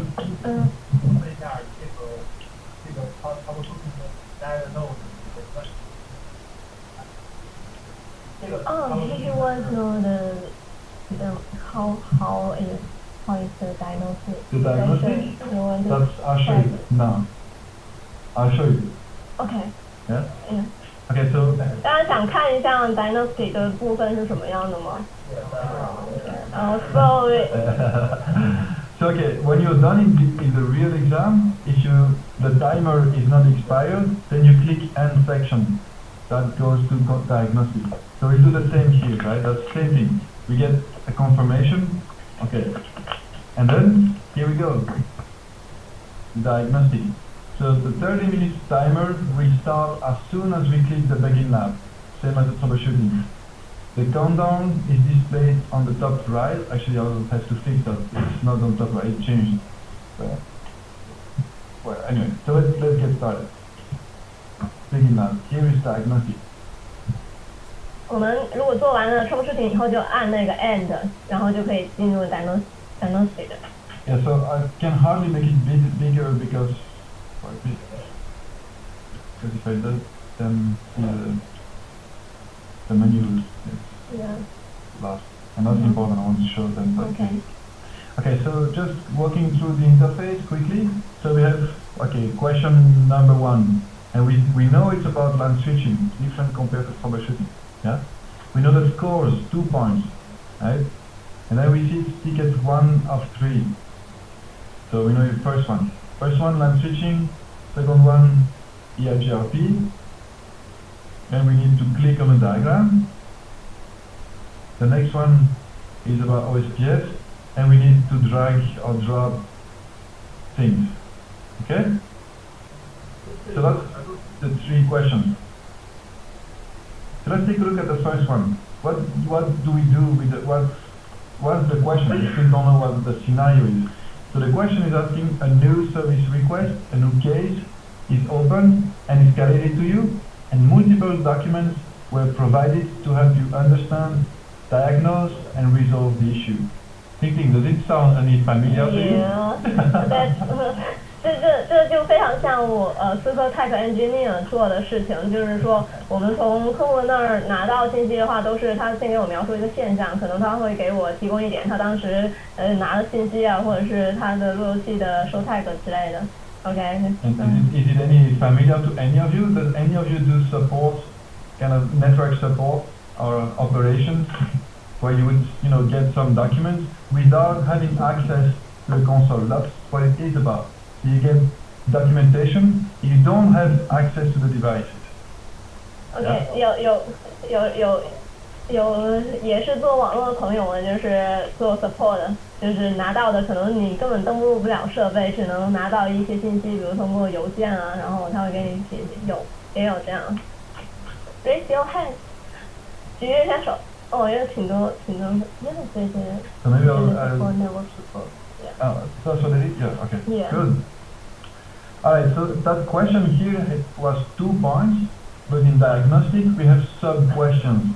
So that means you have one part with 1 point and another part with 1 point. It's still no partial grading. It's still plain grading. So if we had 4 points, for instance, for the question, then 2 and 2, we could never have 1 point. It's 2 or 0. So it's no partial grading. It's just we have 2 sub-questions in 1 big question. That's important. Yeah. So if that was 3 points and you have 1 and 2, then that part would be 2 points. If you fail whichever portion, you don't get the 3 points. If you don't get the 2 points. So you cannot have 1 point in a 2-pointer. So there is no partial grading. Okay, so if you lose the point here, you will not get the whole point for this question. Okay. But you can still get the points for this question. Okay. So it's not because the task number is 1.2 that you can. So at the task level, it is multi-points. You can have 1, you can have 0, 1 or 2. Okay. Because you have 2 sub-portions, 2 sub-questions. OK， Bruno 想说明就是，其实虽然说这整个题目上面，说这个是一个2分的题，但是其实你看它下面是有2个小题，然后每题是1分，你可以得1分，就是说你可以做对一题你就得1分，也是可以的，不会说是你做对一题没做对一题就整个没有，就这个意思。Okay, so let's see the contents. So identify which command on which device provides the most important information about the root cause. So where is the root cause? Where is the most important information?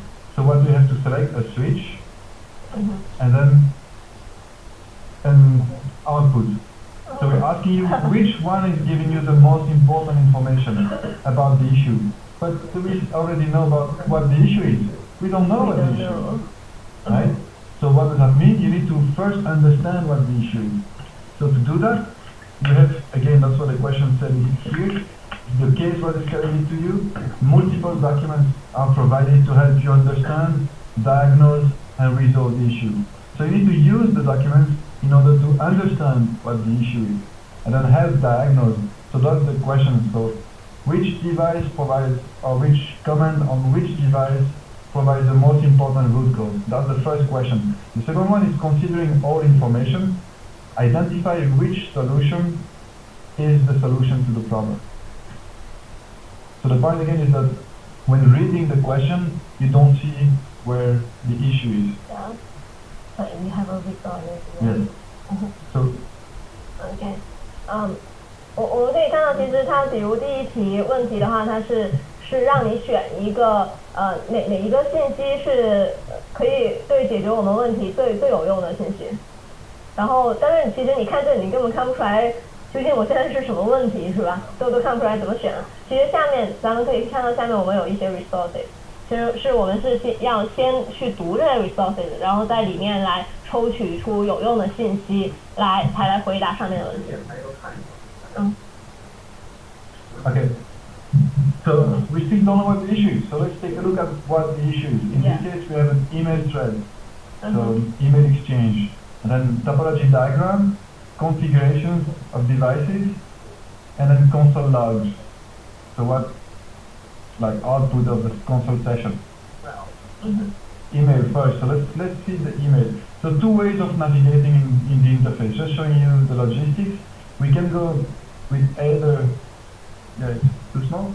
But so if we go with the plus sign here, it's open inline. Oh, you see here the menu is automatically updated. So if you're going to read the email, so you can click here and you go back to email. If you want to see the topology, then you click there and you see topology. The topology is a good example you want to keep open always, right? So let's open it outside. Wow. So there you can open the topology and you can still have the email thread, right? So there you have layer 2 topology and then layer 3 topology, and here is topology we're looking at here. Actually, so we have two gateways on the headquarter again, and layer 2 switches, so that's layer 2, and then layer 3, and then distribution switches with the default gateways for all VLANs in the access VLAN. Right? So that means the blue lines here, oh, that's chunky. The blue lines are layer 2, and the black ones are layer 3, and then that dotted red line is layer 2, layer 3 separation. That's the scenario. And okay, we still don't know what the issue is, so let's look at the email. So the email thread, oh, section, yes. Yeah. 刚才博老他其实展现了这个咱们可以怎么来看这资料啊。刚才我们可以看到下面是那些每一项是可以点开的，然后点开了以后呢，在右边，其实刚，哦，哎呀，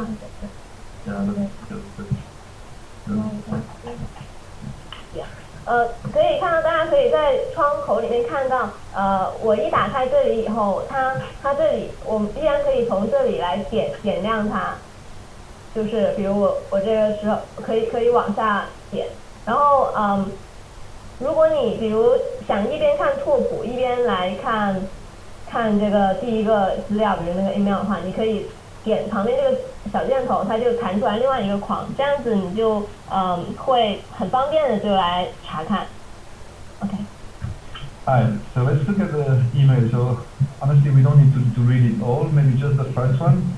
So Bob, whoever, is opening a case with support.org. So he sends an email to support, hey, please help, right? And says, hey, since 30 hours, my users in that VLAN has lost connectivity to servers in another VLAN. Let's quickly look. 501, so users here cannot connect to servers here. That's it. That's all he said. Please resolve as soon as possible. Because to him, to the user, he's going to report symptoms, right? When customers open a case with DAC, they give symptoms, usually, right? Or with support organization, it's just symptoms. And that's why they open a case. So then the support replies to Rob. You see it's a reply to his email. Hey, thanks, please answer this question, and we see the answer, and please provide these outputs. And then Bob replies, okay, thanks support, here are your answers and the requested output. So let's look at the answers. That's supposedly going to give very important information. Yeah? So what changed in the network? Well, I don't know. Not sure. Okay? Are there any other VLANs affected? Well, again, I don't know. Okay? So are the users and the servers able to ping the default gateway? That's very important, right? If you're dealing with multiple VLANs, first thing you want to know is, can you go out of the VLAN, right? Can you get at the gateway, right? So then the user can get to the gateway, but the servers cannot get to the gateway. Right, that's important. Are the users and servers able to ping destinations in other VLANs? Well, since the server cannot ping the gateway, they very likely do not, cannot connect to other devices in other, right? But yes, and that's what he's confirming. Yes, the server they can reach the default gateway, and they can reach other destinations. But the servers cannot reach anything. Can the default gateway ping each other? Yes, they can. So it doesn't look like a layer 3 issue between the gateway. It doesn't look like an access issue on the user side, but it definitely looks like an access issue on the server side. So it doesn't mean that it's an access port issue. It could be different things, and we're going to see what it is. So let's see. Now we have console output. Yeah, sorry.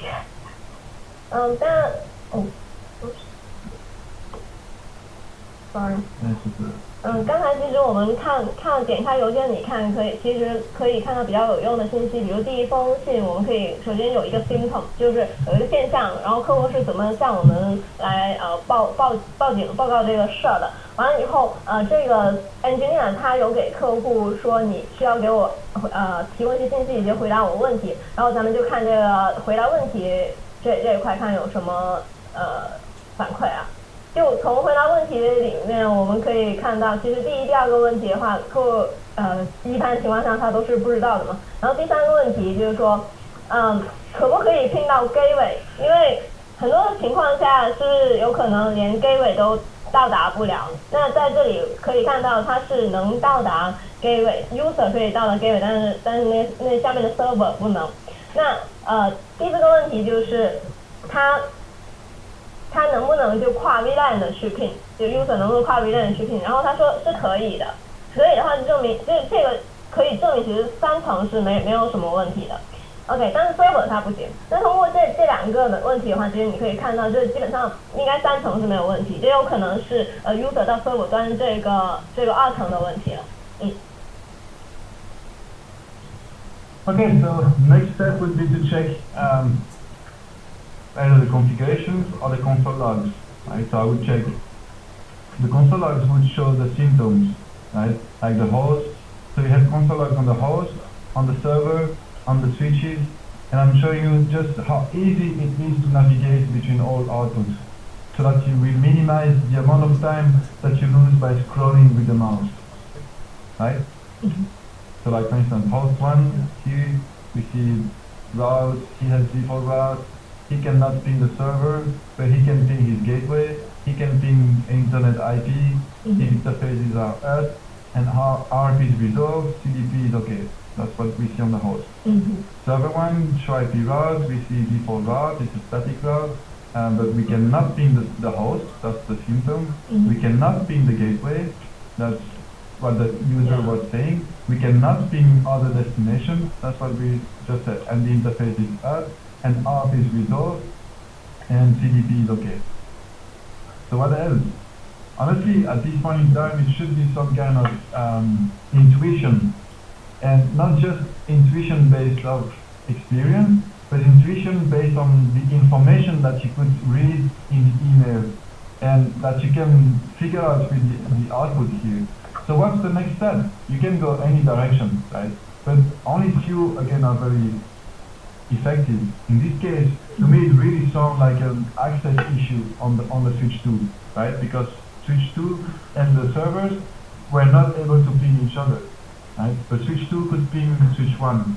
So let's look at switch 2 and see how is the server connected to switch 2. First thing, like we did with troubleshooting. In this case, I will look at layer 2 diagram and see server 1, Ethernet 00, with switch 4, with E1/0. Can you see that?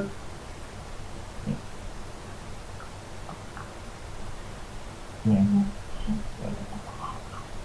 So E00, E1/0, so we need to make sure that this port is an access port and that we have two trunks, 2/0 to switch 2 and 2/3 to switch 1, right? So let's see that in switch 4, and actually that's what we would figure out, is that switch 4 has an issue with the trunk. So without just showing you that we minimize the scrolling, I didn't scroll much here, right? Just find the top and then get back to it. So in this case, you see trunks here, there is no trunks. And you see port 1/0 is in VLAN 503 as expected. So it's not a VLAN, it's not an access port issue, it's a trunking issue on the access layer. Right? So, yeah, go ahead. 经过刚才，其实我们包括看到它的问题以及下面收集的输出，我们其实以及看那个拓扑结构，我们可以看到，其实在SW4 上面是有一个那个 trunk interface， 应该那个3-1是吧？应该是放在 trunk， 是一个 trunk interface， 但是我们通过在 information 里面看，就 customer 给我们的 information 里面看到。show interface trunk 下面是没有的，反而那个 interface 是在在 VLAN 里面，所以这个我们可以看到问题就出在这个上面，这个时候我们就可以回答。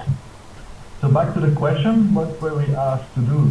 First was identify which command on which device is the most important information. In this case, what would you select? Well, it's kind of obvious, it's switch 4, and then show interface trunk. Right? So it's not because it's green that it's okay, that is the right answer. Any answer would be answer given, right? 大家可以看到选完以后，下面有一个写着 answer green，answer given 是个绿色的，然后看到绿色以为是对的，但其实不是，是说你已经做了这题。And what's the solution? Then we'll have again switch 4, and then we need to configure those two interfaces as trunk. Yeah, that's it. That's it. That's okay. The first question. It's supposedly a bit easy, a bit more difficult than troubleshooting, I guess. But it's still not something like wow, which I can show you like really wow. But I guess we'll keep that for next. Bruno 说是不是觉得这个部分比 troubleshooting 感觉怎么样？Time is too short. Time is too short. Do you remember how much information you had to read? 2 emails, 1 topology diagram, and then sync, and then few outputs. And you get 10 minutes to do that, alone, concentrated. Do you really think it takes you more than 10 minutes? It could be, but honestly, I think it could go really much faster than what we've done here. Of course, what we've done here, talking, translating, and I realize it's short and it's slow for you maybe now, but when you're working in the exam, it's going to be like much faster. Hopefully. OK， 是不是觉得比较难？有朋友说，这个时间感觉很短，是吧？但是其实我们刚才一边做一边还说了很多话，就是还分析，那你真正做的时候应该会快很多。So again, in the interest of time, and I think everybody is really tired, it's late, and so I'm just going to show you quick the different types of questions. I'll show you already, but in this case, it's not a select of a drop-down like we had right now.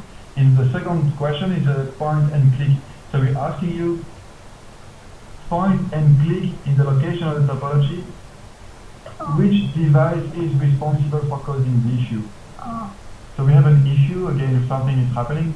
It's actually between this gateway and this gateway. We have that Jerry tunnel is flapping up, down, up, down, up, down all the time. And we're asking who is the problem. Okay. So you have to select something, and when you select it, you get the solution here. So no brainer. And then the next is actually, yes. OK， 大家能看到这个吗？这个就是说这个题怎么做，其实就是说你答案就是你点上面那个红圈，就你点哪个你就证明你答的是说 OK 这个问题是出现在这儿，比如点这儿就是这个路由器的这个接口 OK。 Okay, so next another common one is about is a drag and drop. So we need to select, like for instance, 3 options and to order them in the steps that we want to see here. So an ordered sequence that we want to see. Yes? Yeah. 这题是拖拽题，其实应该考过笔试的朋友的应该都知道，就是应该有，而且这个有可能它这个是你拖拽以后是有顺序的，并不是说你选出这3个就行，你可以看题。Okay, so see here, actually the timer is enabled, so there's still 10 minutes. So I'm gonna shut down the session, and actually, do you want to see the configuration? Or we're done? I'll tell you, you can see the configuration online in a webinar, so in videos. Actually, all what I'm showing here is already online. I can show you actually where to find it online. So if you go to CLN, 我们可以看一下怎么在网上看这些资料，其实网上都有。so from CLN you go to Learning Center, Technology Library,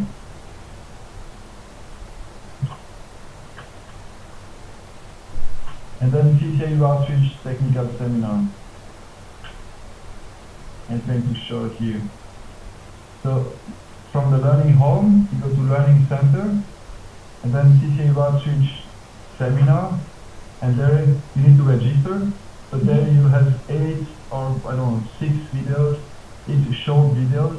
We showed exactly what we've shown today with the diagnostic examples.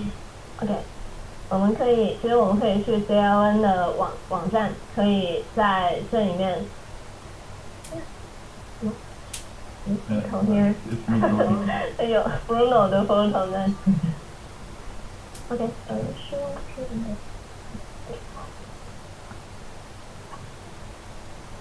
大家可以看到，就是在 CLN 的网站上面，可以通过这几步来找到可能大家会感兴趣的视频，应该是跟今天授的东西是一样的，就是包括每个部分是什么样。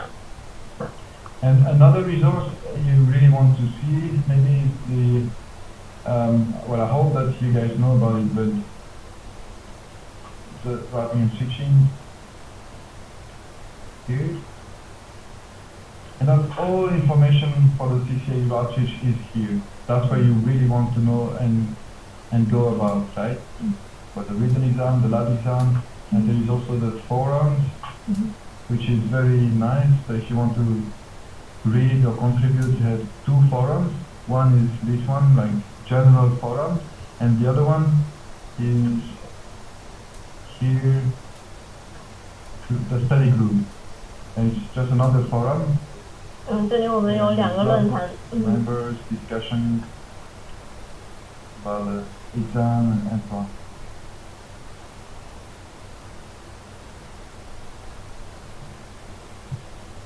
Actually, the webinar, the videos I just showed you where to find the videos.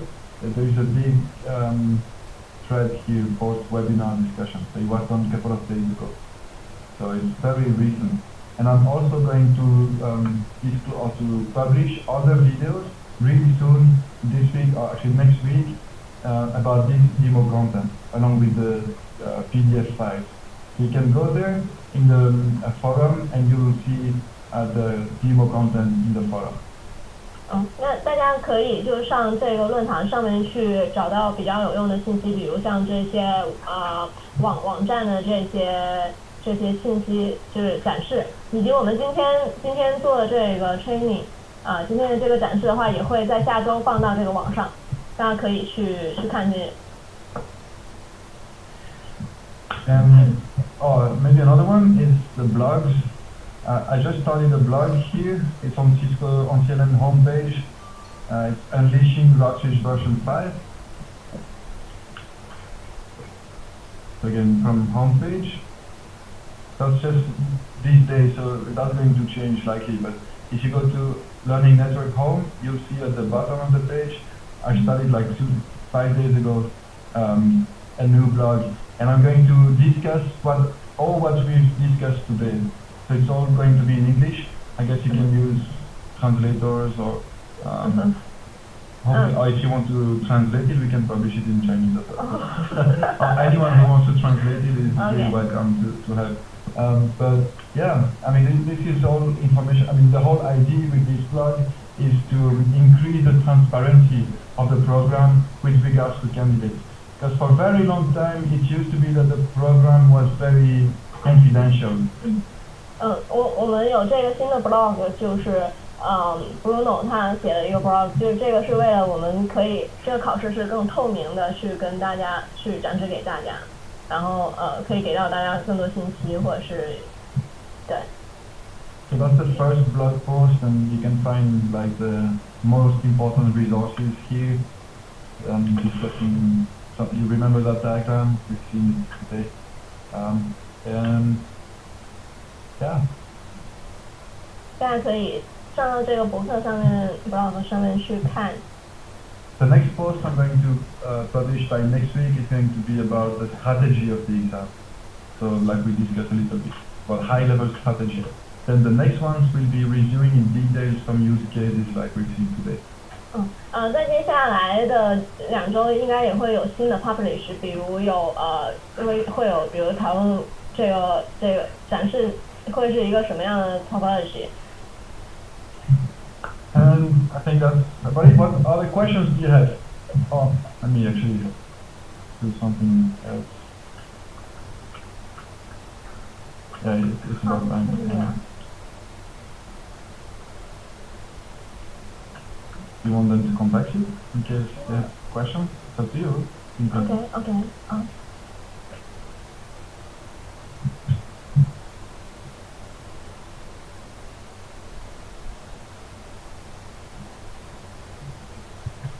So feel free to contact me or Ting. We'll follow up as soon as possible. So I'll be traveling, so not like today or tomorrow. But moving forward, don't hesitate to contact me. I'm happy to follow up with you guys. 大家可以通过这邮箱联系我们。OK， 谢谢大家今天。Hope you like it. Thank you. 谢谢大家。那本次的讲座就到此结束。我们的这个录像跟讲义当除了都已经有直播会放在思科网络学习空间上。然后呢，本期的这个讲座会抽出2位幸运观众，会送出思科 iOS XR 技术精要思科图书。这本书呢，也是我们思科的 Tech 工程师Jerry 赵跟朋友一起翻译的。然后这个获奖的公告呢，稍后会在思科网络学习空间的官方微博